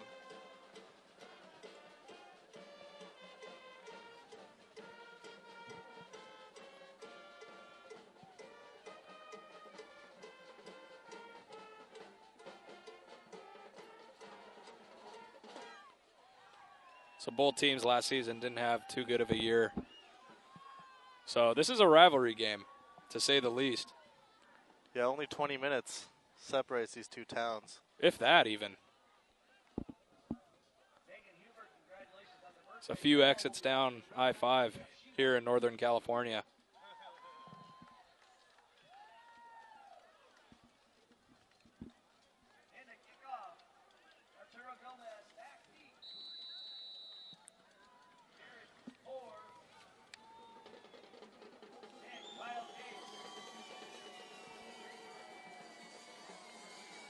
Kyle Case is going to take that from about the 10-yard line up to about the 32-yard line.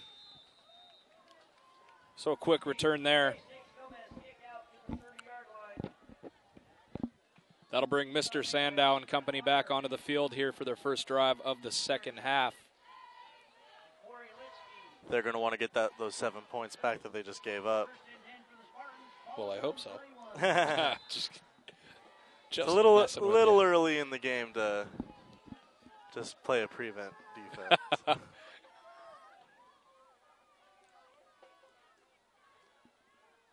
Sandow, a quick handoff. Dylan Milton gets a huge run there. 12 yards on the play. He's going to move the chains. Milton hasn't had his name called a lot this game, but when it was called, he was ready for it. That was a big carry. Got the first down. we were unable to get this roster issue resolved, even with the guys in the booth. So bear with us. We're doing our best to give you the right names and numbers and pronunciations.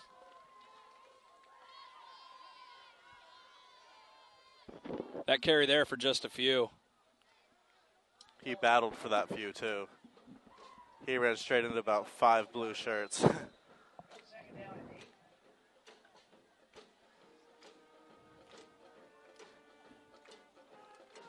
So a 2nd and 7 now for the Spartans. Sandow in the shotgun talking to his receiver on the right side closest to us. He's going to drop back. He's going to look to throw.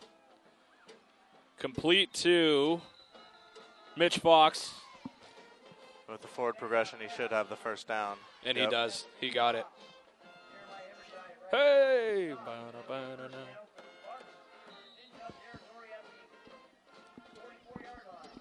Mitch Fox, we've talked about him all night, and he's just proven why.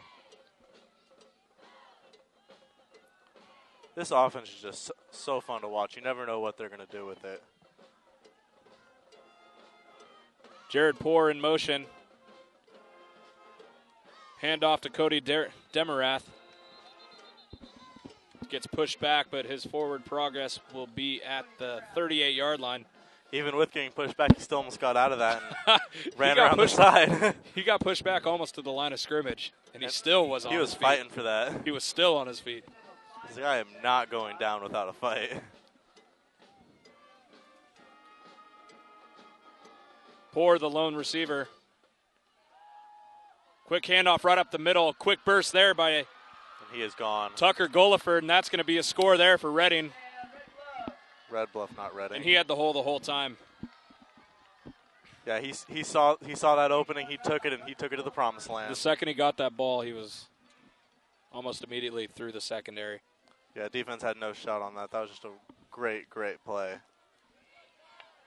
And a hard run there. Getting some hard-earned points. 41-26, the score stands. So they're going to answer that Anderson drive. This pro-style offense it's pretty to watch, but they're working really hard to get what they get. They never give up on a single play, and oftentimes it's opening up scoring opportunities for them. Connor Ross's kick is good. Connor Ross has just been solid today. I don't think he's missed yet. Yeah, like I said earlier, these extra points, they're not gimmies, and he's making all of them. So 42-26, the visiting Spartans on top of the Anderson Cubs.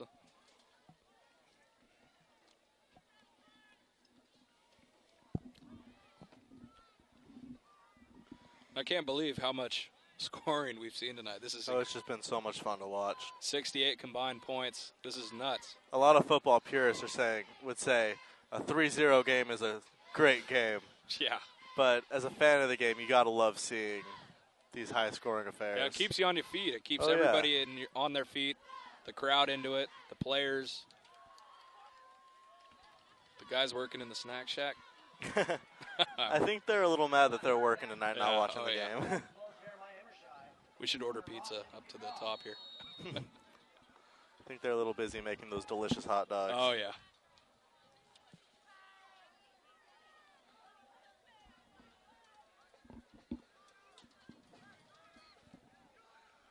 So Emershai and Hearn back to receive for the Anderson Cubs.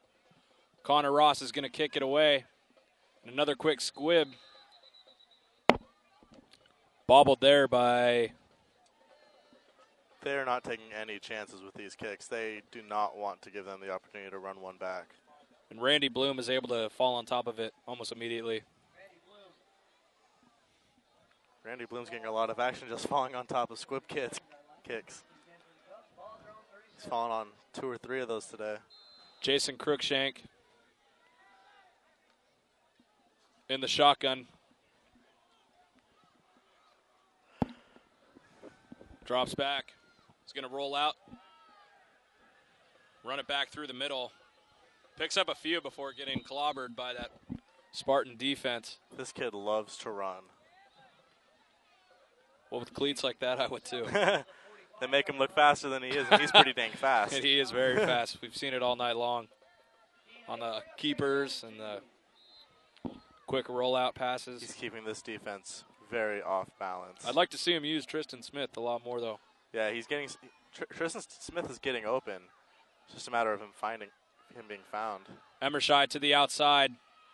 Finds a hole, and he takes it. Can he break free? Oh, and he gets pushed out of bounds around the 22-yard line. He was about 2 steps away from being gone.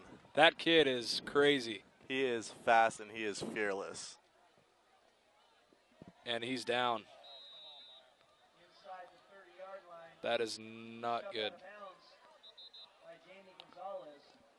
So pushed out of bounds at around the 20-yard line. It looks like it could be a case of the cramps. And he rolled over to his back, so at least he's not seriously hurt. He stood up, so we'll make sure everything's okay with his legs. He stood up, so you know it's not anything too serious, but you never want to see something like this happen. Especially to their best. Oh, he's just having an outstanding game. Him and Crookshank are the heart and soul of this team. It would really hurt to lose him. So the coaching staff and trainers running onto the field here with 5:39 to go in the third quarter. A big run there by Jeremiah Emershai before he's pushed out of bounds near the 18-yard line. So we'll see what happens. He gets to his feet. He looks like he's all right. So he's limping off a little bit. Looks like he either pulled something or cramped up or maybe rolled an ankle. You hear the fan support from both sides. One of the things you love to see at the high school level is the sportsmanship, and both crowds can appreciate how much these kids are putting into what they're doing on the field. And no one ever wants to see a player get hurt.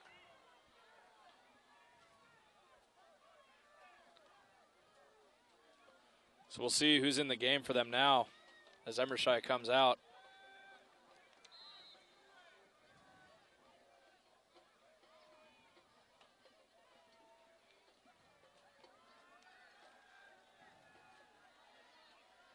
Crookshank fumbles. Looks like he did that unintentionally. As he was being brought down, it looks like he threw the ball over to Randy Bloom, able to pick that one up. I tell you right now, it looked like he did that on purpose. Well, if he did, that's not allowed because it hit the ground first before it got picked up. Looked like he saw his guy there and he dropped it on purpose. But still, good play. Picks up 8 Good yards. stop by the defense. That was big. Angelo Allegretto out on that lead block, number 5, their fullback. The leader of this team and also a defensive player. Crookshank's pass, just out of the hands of Alsens. Alsens going to wish he had that one back.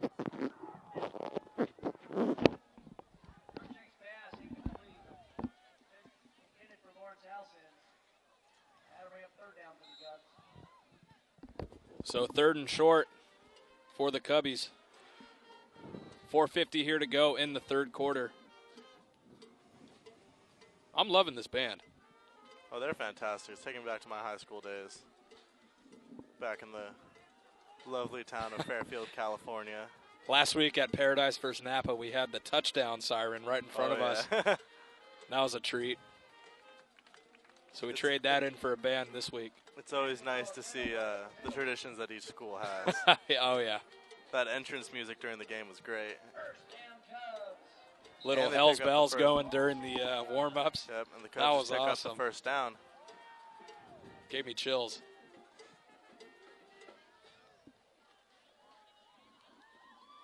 So first down for the Cubs. Crookshank. Allegretto and Bloom in the backfield.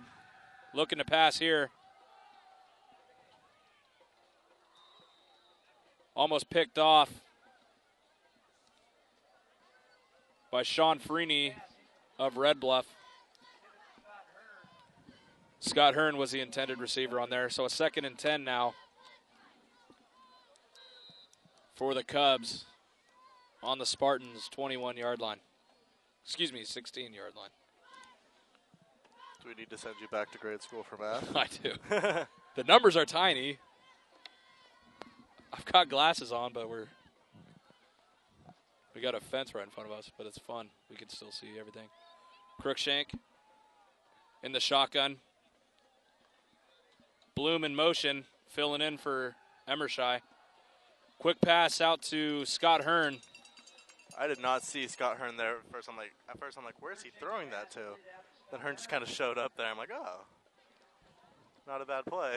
Scott Hearn picks up 6 on that pass and run. So 3rd and 5 for the Cubs. 11 yards to go till the end zone.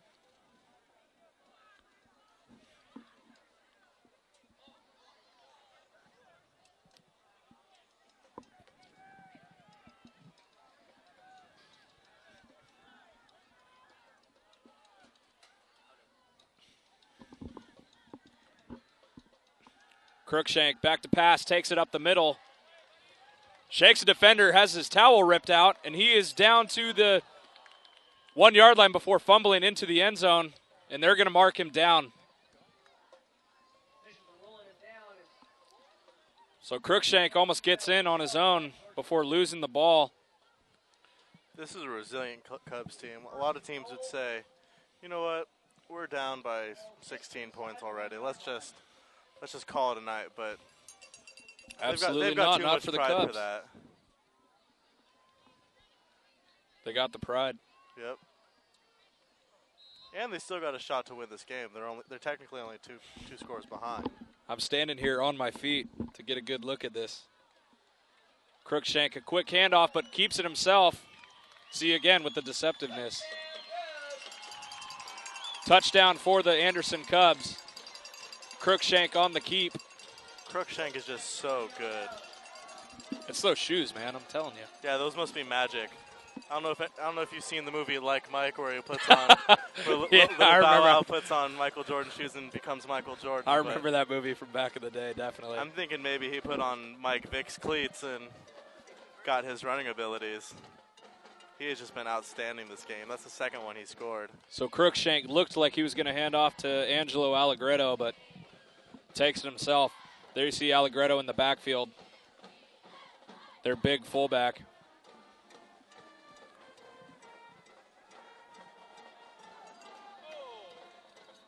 That pass, no good. It's a 10-point difference, and there's still plenty of football left to be played. 3 minutes to go in the third. Our score is 42-32. 74 points scored this game. This is the third crazy. quarter isn't even over yet. And this is crazy. Please do not be quoting Carly Rae Jepsen. Call me maybe. Call me maybe. Touchdown, baby. I think you're clever reaching am a I? little for that line, especially since the touchdown was scored about. Oh, maybe that could be 4 minutes ago. my signature broadcast saying. We'll see. We'll see when the next score happens. I'd keep thinking. Matt Mellinger here, getting some grief from my coworkers. No, but this has been a fantastic game here. We've seen it all. Kickoff returns, touchdown passes, quarterback keepers. It's really an amazing We've showing seen here everything from in both this teams. game. Really, the only thing we haven't seen is, well, defense.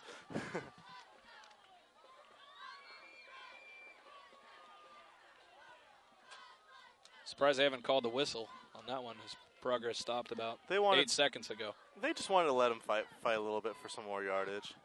Nothing wrong with that. So that was He was still moving forward. No need to stop it. Kyle Case, the 5'7", 160-pound senior. He's gotten the ball a couple times tonight. He's their first option back for sure. But you can tell that Sandow really likes throwing the ball.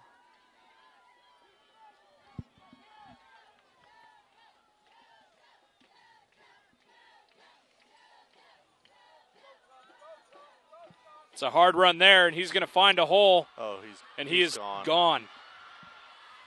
Gulliford again. Oh, wow, he wasn't gone. Almost had the score. Dragged down by Tristan Smith around the 8-yard line. That was outstanding hustle by Tristan Smith. He saved that touchdown on his own.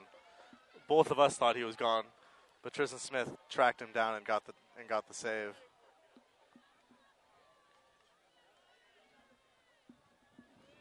I think Tristan Smith has really been somewhat of an unsung hero for this Cubs team. You know, this Anderson defense starting to show some signs of wear and tear here late in the game. Most of these guys are two-way starters. Takes incredible conditioning to do that. Quick run up the middle. Good for a couple.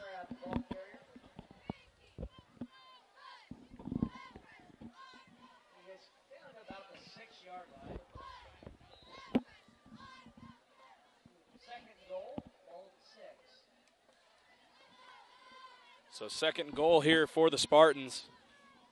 2:15 to go here in the third quarter.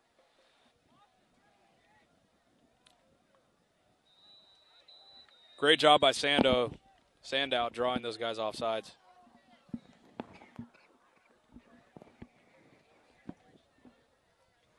So encroachment there from the defense, so that'll be half the distance, I'm assuming. So second down. I saw him all the way from up here do a big hut, and it drew a couple of those. It's all part of gamesmanship. Cubs defensive line guys off sides. Do what you can to get some yardage. So here we go, second and goal from the 3-yard line.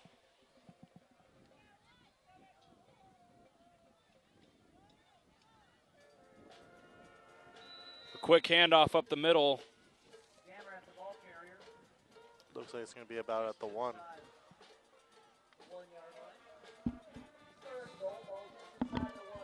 Cody Demarath tries to find his way in. They are inches away from Demarath, excuse me. Upping the score to 48 points.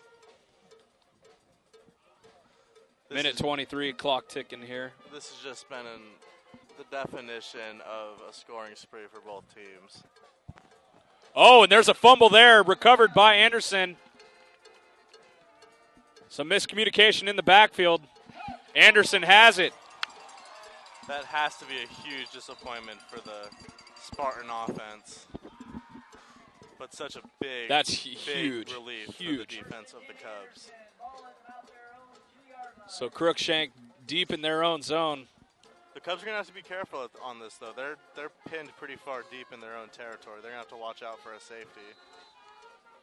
I wouldn't be surprised to see them just do a couple runs to try to create some space between them and their own end zone. Tristan Smith and Lawrence Alsens, the two receivers, false start on a Cubs lineman. That's going to hurt. Darn it, that's going to push them back to about the 2-yard line. So half the distance again. So those are nerves and emotions right there. Yeah, that's what happens when you. He wants to get a head start. When you make a big play, you want to. You're just antsy sometimes. You can't be antsy. So Bloom able to get it, take some of the relief off the their field position.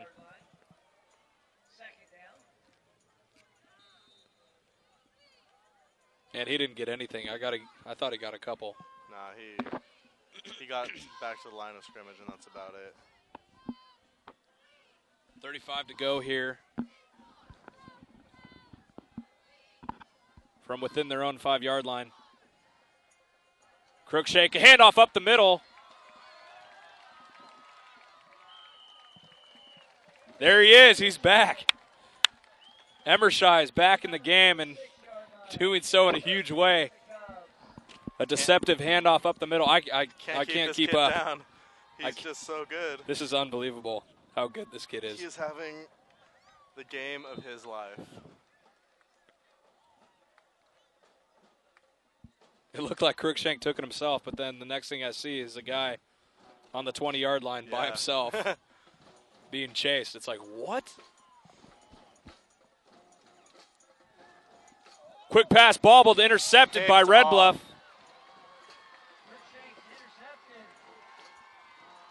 That's a rough interception for the Cubs quarterback. That's too bad. A quick pass over the middle gets bobbled and able to be picked off there. That is not Crookshank's fault. That's just bad luck, really. So the Spartans take over on the Cubs' 41-yard line. Those are the first 2 turnovers we've seen the entire game. Fumble and interception. Garrett Sandow in the shotgun. He is looking downfield to Hopi. Just through the hands. Hopi can get up. That was a great idea. Why not? That's what first down's for, right? Wyatt Hopi, we've called his name all night. He's the primary target for the Spartans Hopi and offense. Fox for sure. And Mitch Fox, number 7, another key player.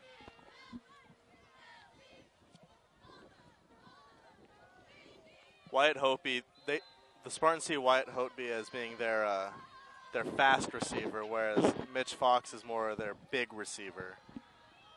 So a pitch pass, that's that could be no call there. That looked like a horse collar Yeah. tackle. Hopi and Fox really complement each other because while they play the same position, they play it in such different ways that it's so effective. So a quick pitch pass to Mike Stone. Taken down by Tristan Smith to end the third quarter. And there you have it, folks. We only have 1 quarter left of this game.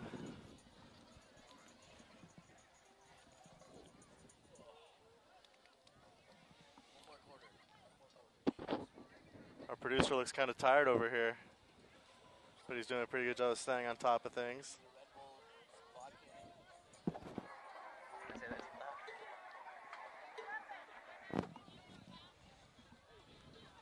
So it's the fourth quarter. It's all about digging deep for this Anderson team. It's still very doable for Anderson. It's only a 2-possession game. I've seen crazier things before. It's one of the reasons you got to love sports. Anything can happen.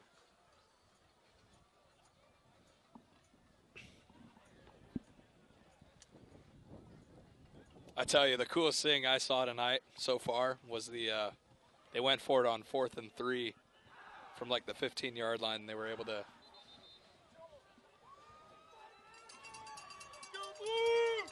get that pass in for the score. One of the things you got to love about high school football is that it's not as predictable as you see in the pros. Yeah. The pros, if it gets to 4th down in anything, they're not going to go for it. Yeah. Whereas high school, why not?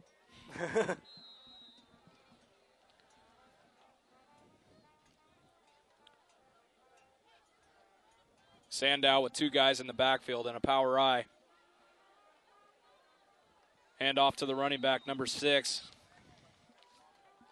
Picks up a few there.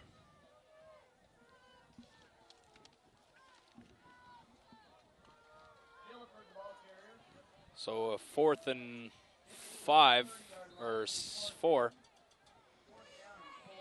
for the Spartans, and they're going to go for it. I think now they're starting to feel some of that pressure from this Anderson team who can keep themselves in the game. They're going to get the first down, a quick pass by Sandow. That was Levi Culp. Number 9, Levi Culp. Mr. Reliable. When his number's called, he's ready. He already has 1 TD reception this game, so I can't really say he's... That play brought the unnoticed. Anderson defense all the way towards us, and he did a quick, fake handoff and faked out the entire defense. I think even 2 or 3 of them might have fallen out of their cleats. Culp was out there by himself. Quick handoff. Good for a few. About 4 or 5.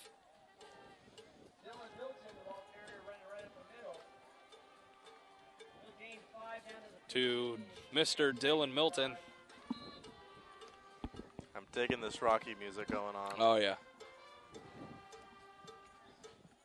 Might have to go home and watch this after the game. Oh, yeah. Anderson's got to dig deep here. They got their backs against the wall, trailing by 10 here in the fourth quarter.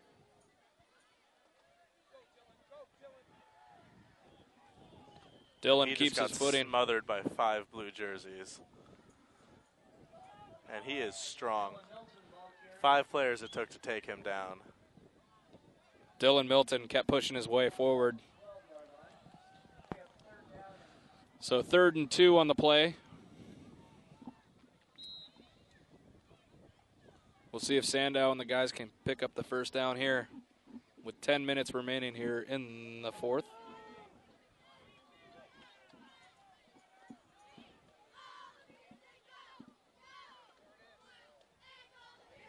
Big tackle there. Big stop by Prettyman as Milton bounced that to the outside. Nothing going there as Prettyman was there to stop him. So a 4th down and 2 now. I think we might see the first field goal of the game. I don't think they're going to go for it. Go Blue wants the ball, guys. So huge play. 4th down and 2. And that's going to be another touchdown. Paradise touchdown. Number 8 carries it in the whole way. Gulliford. Gulliford. Again. I think that's number 2 for him, right? That is. Number 2 for Gulliford. You know, this is going to be hard to choose the player of the game because there's so many guys. Emershai, Gulliford, Crookshank, Sandow, all these guys are just incredibly talented, and it's been a team effort this game. But I think with a game like this, when you're choosing a player of the game, I think you got to go with Sandow. He's the general of this team, and he's what holds this team together. It's either Sandow or you got to give it to the entire offensive line. Yeah, one or the other. Good blocking. You give linemen a lot of grief because a lot of the times penalties are on them with false starts or offsides, but they really are the heart and soul of every team. You cannot have a successful team without having a very good offensive line. So 49-32 for the visiting Red Bluff Spartans. On top of Anderson, 32.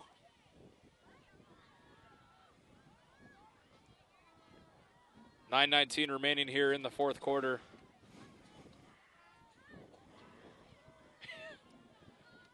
.81 combined points here tonight. That's incredible. That is a lot of touchdowns. So good to see Emershai back in there. He picked up a big run there while they were pushed against their own goal line. We saw him come out of the game in the third, but left the field on his own. So that's good to see always. Been able to get a huge first down with their backs against the wall. And he's even on the field to return the kick. This kid's got no quit in him. Back there alongside Scott Hearn, as usual, the main guys, returners. Our producer, Matt Zarkin, is Lawrence Alsen's also in the mix.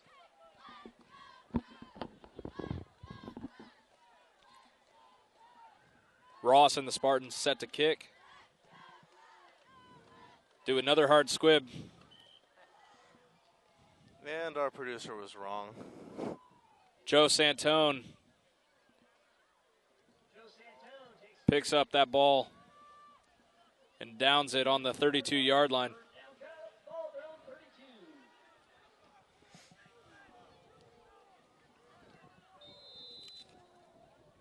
If I'm Anderson, I'm taking a lot of positives from this game.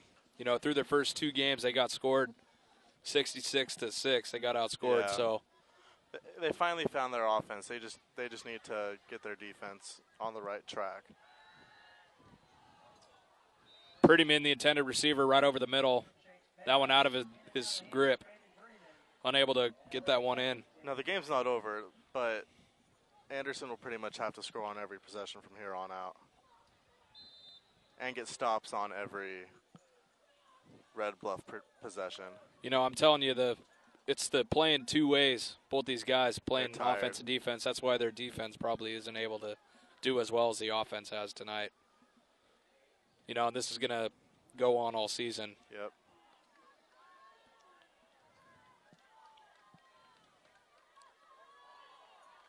So a fumbled snap there by Crookshank.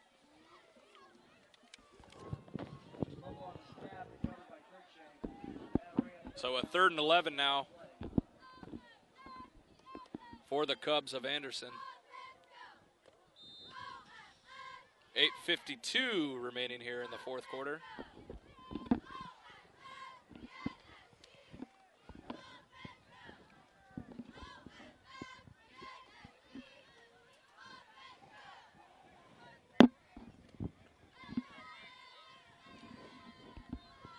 Emershai in motion.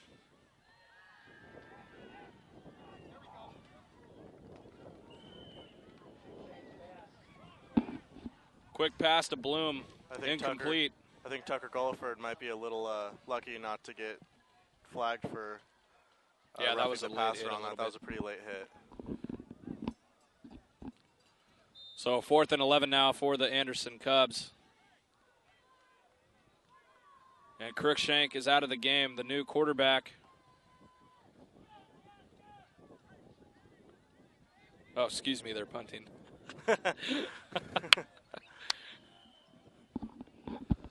My mistake. And it looks like they're going to take a timeout. This must feel really good for the. This must feel really good for the fans of the Red Bluff Spartans. I mean, they've won 3 games in the last 2 seasons. In 2010, 2011, they went 1-9, and the year after that they went 2-8. So this must feel really good for them to have a team that they can get excited about. It's always good to be 3-0.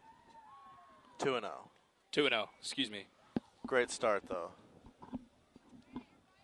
They have some tough matches coming up against Paradise from Paradise, California, Enterprise from Reading, and Foothill from Palo Cedro. Yeah, league game starts next week. That Eastern League is tough. They are tough. Chico and Pleasant Valley are no joke.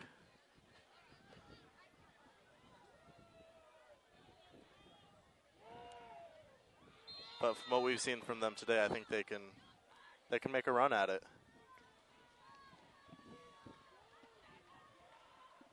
Nice kick there. Great punt. Good decision to call for the fair catch on that. Hotby just calls that one. He had a defender in his face when he caught that.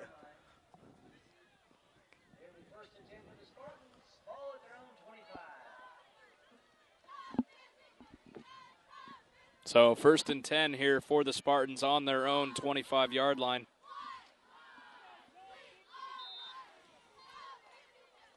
.8:20 left to go in the game. In a game where we've seen almost about anything. Everything you could possibly. Every kind of touchdown you could possibly see. We've seen anything you ran, could possibly fathom. Thrown, quarterback sneaks. We have not seen an extra kick attempt yet. Sandow.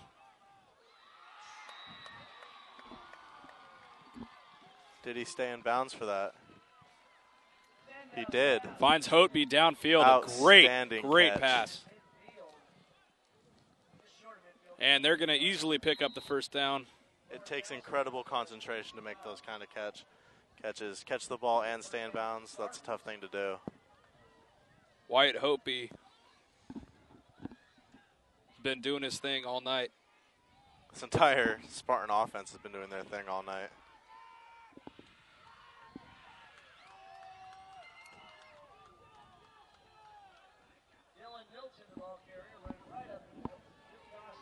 That was Milton. Gets about 5 on the play.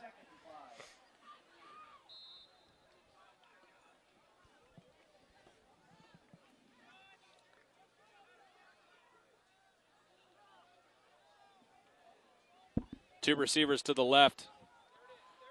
Quick handoff. He's going to find a hole. He's going to go. He is gone. Goliford again. That Touchdown, is Red Bluff. Number 3 on the night. He is having a night. Call me maybe. Touchdown, baby. I got my crew shaking their head over here. Carly Rae Jepsen and football do not mix in any way imaginable. And I'm embarrassed to know that that is Carly Rae Jepsen. Hey, you're just as guilty as me, buddy. I'm not the one singing her lyrics on the broadcast.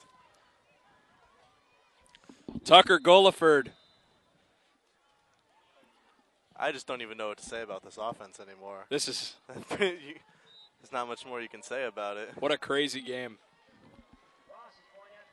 Tucker Goliford, who's been the best runner all night for the Spartan offense. Almost had a touchdown on the last possession. Got brought down by Smith. I think he on knew the we were 9-yard here. line. I think he knew we were here, and he wanted to put on a show.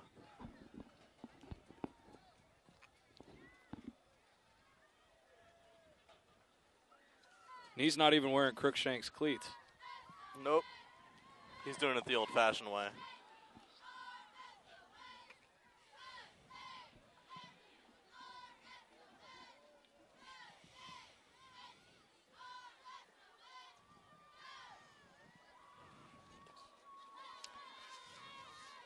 What do you think some of the things that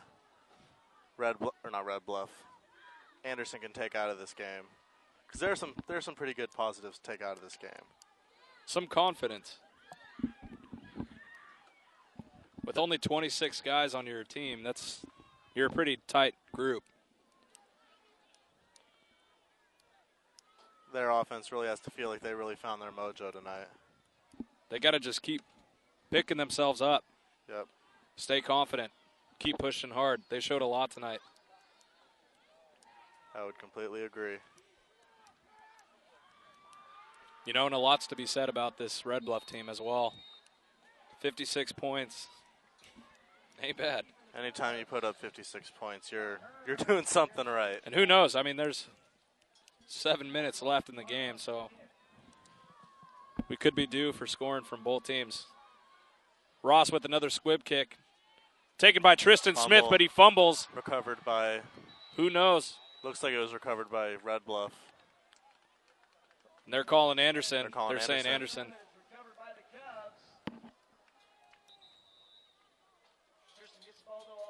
And he got popped there. Yeah, he got pretty good. Smacked. Can't blame him for dropping the ball on that one.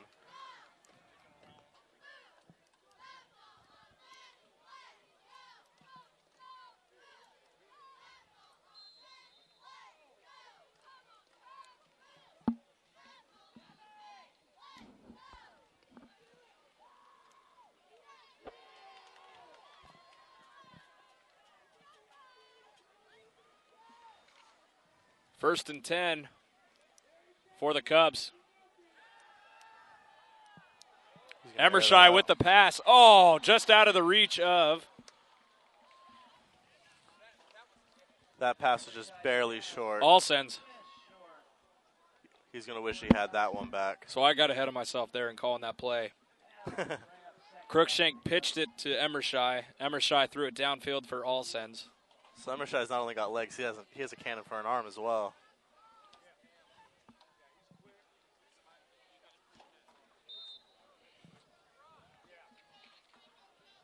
So 2nd and 10 now for the Cubs.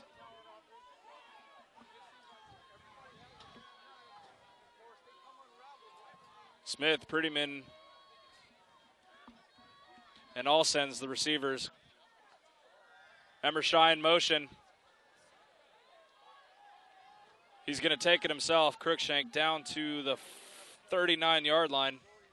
So he picks up a few. He sure likes to call his own number. He does. Can't blame him. It usually works he's out good when with he it. does. So 3rd and 5 now for the Cubs. Here late in the 4th quarter.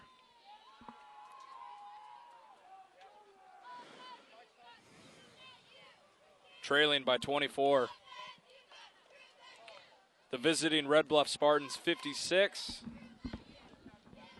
And the host Anderson Cubs 32. And the Cubs are going to call timeout here on 3rd and 5. 6:12 remaining in the 4th.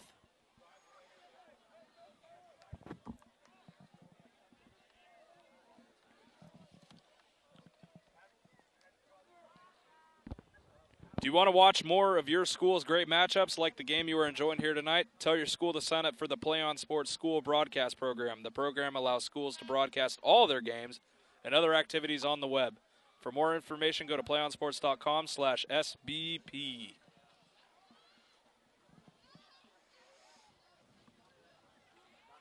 It's very nice of Anderson and Red Bluff to have us out here tonight to do their game.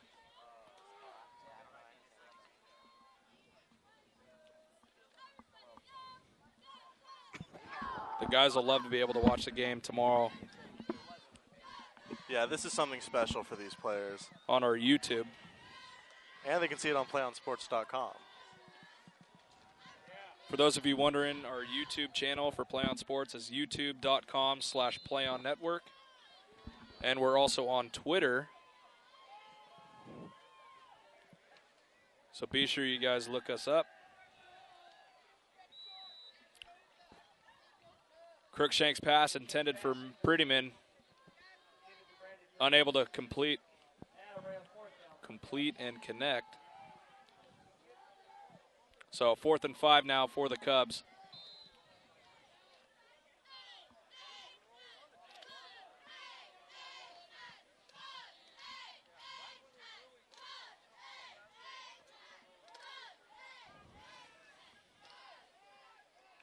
Be sure to stay tuned for the PlayOnSports.com postgame show where we will select our player of the game, or players of the game in this case, as well as wrap up all the action from this ball game, which has been just out of control fun to watch and be a part of. That's coming up following the game on your destination for high school sports, PlayOnSports.com. Looks like it was another false start. You can follow me on Twitter. Offsides. I'm on Twitter. You can follow me. I'll be posting scores every week during the games I'm covering at Matt Mellinger1, Mellinger.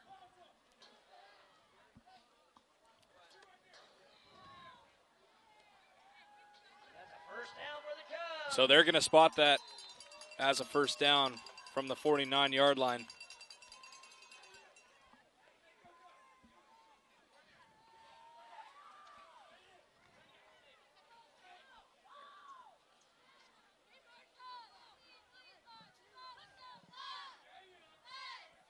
Just one man in the backfield. Crookshank back to pass.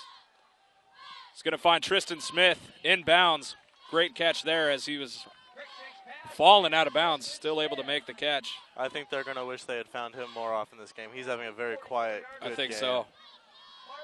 So a first down for the Cubs on the Spartans' 44-yard line. I could definitely see a possible big three with Crookshanks. Crookshank, sorry, and Emershai and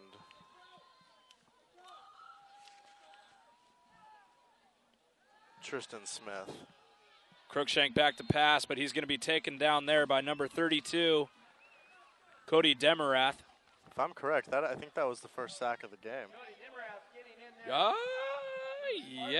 I think you are correct.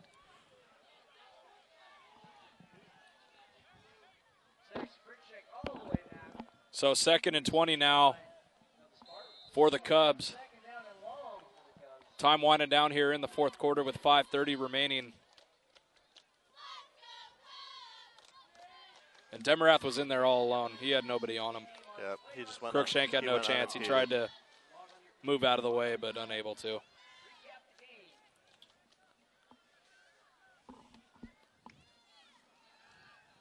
Quick pass to Emershai.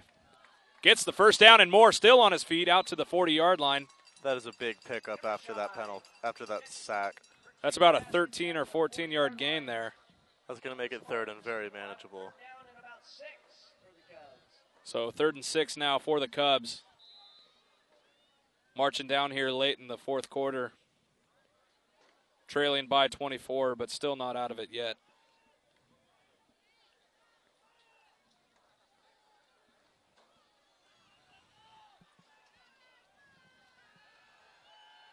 Back to pass. Just overthrown.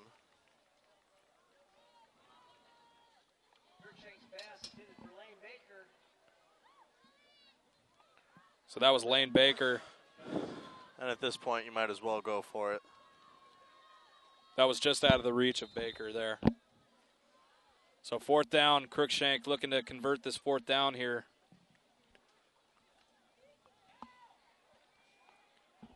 They need this 1st down or the Spartans can just run the clock out.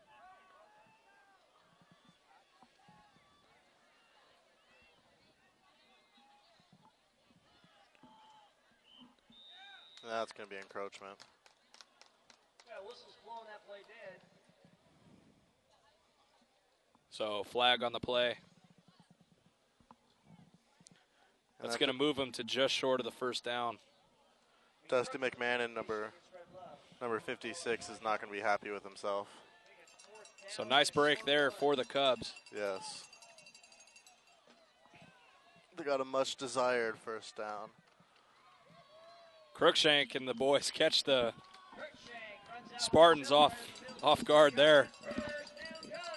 They were still looking at the sideline when Crookshank got that pass off. So nice job there by the Cubs. Very opportunistic.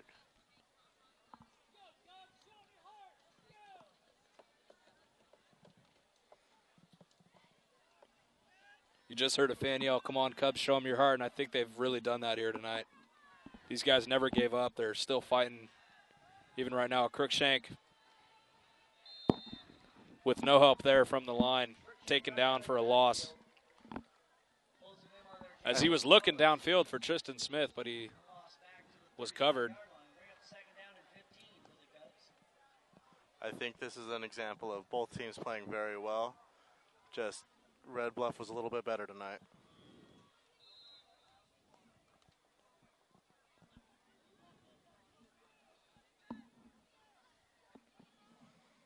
Joe Santone as a receiver now for the Cubs.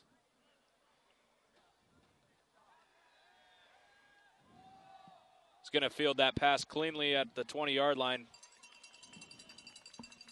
And that might be good enough for a 1st down. And, yeah, they'll get it. So nice catch there by Joe Santone. So 1st down for the Cubs. They're showing that they have way too much pride in themselves and what they're playing for to just lay down and die. 1st and 10 from the 20 of the Spartans. Crookshank's pass intended for Emershai, batted down by Hotby.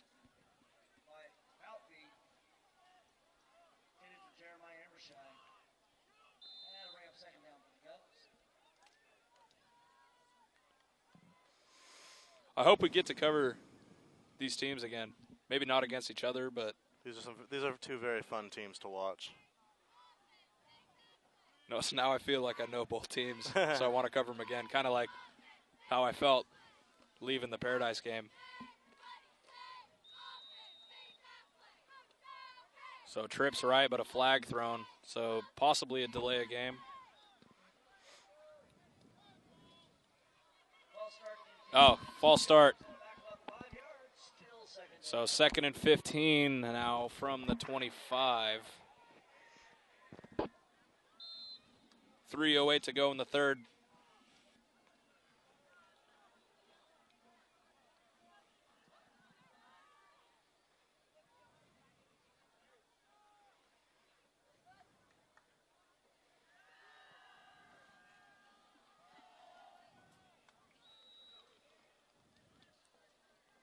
Crookshank throws it through the end zone. I think there was a little bit of miscommunication with the receivers on that one.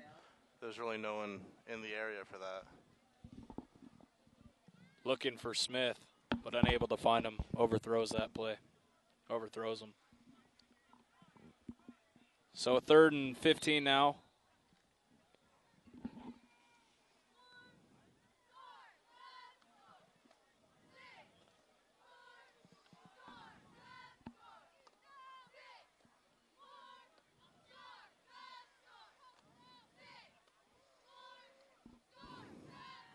Crookshank back to pass. Connects with Smith.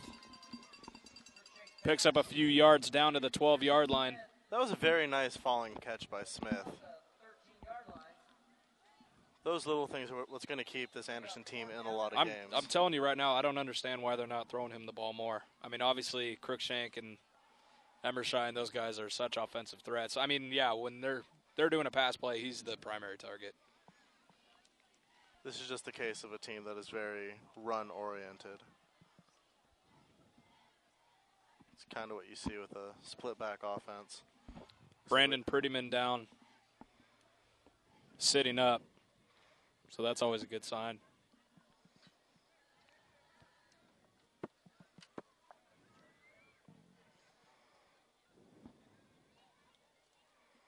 This has just been an unbelievably hard-fought battle by both squads.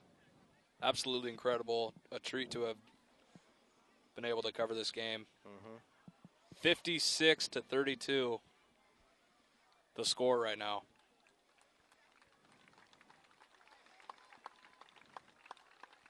88 combined points between the two teams is just absolutely amazing. That injury does not look good. He can't put any weight on his leg. So bad news for the Cubs as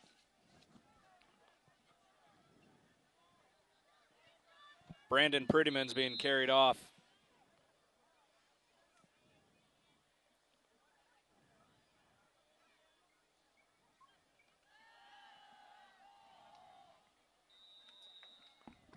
Crookshank looking for Emerson.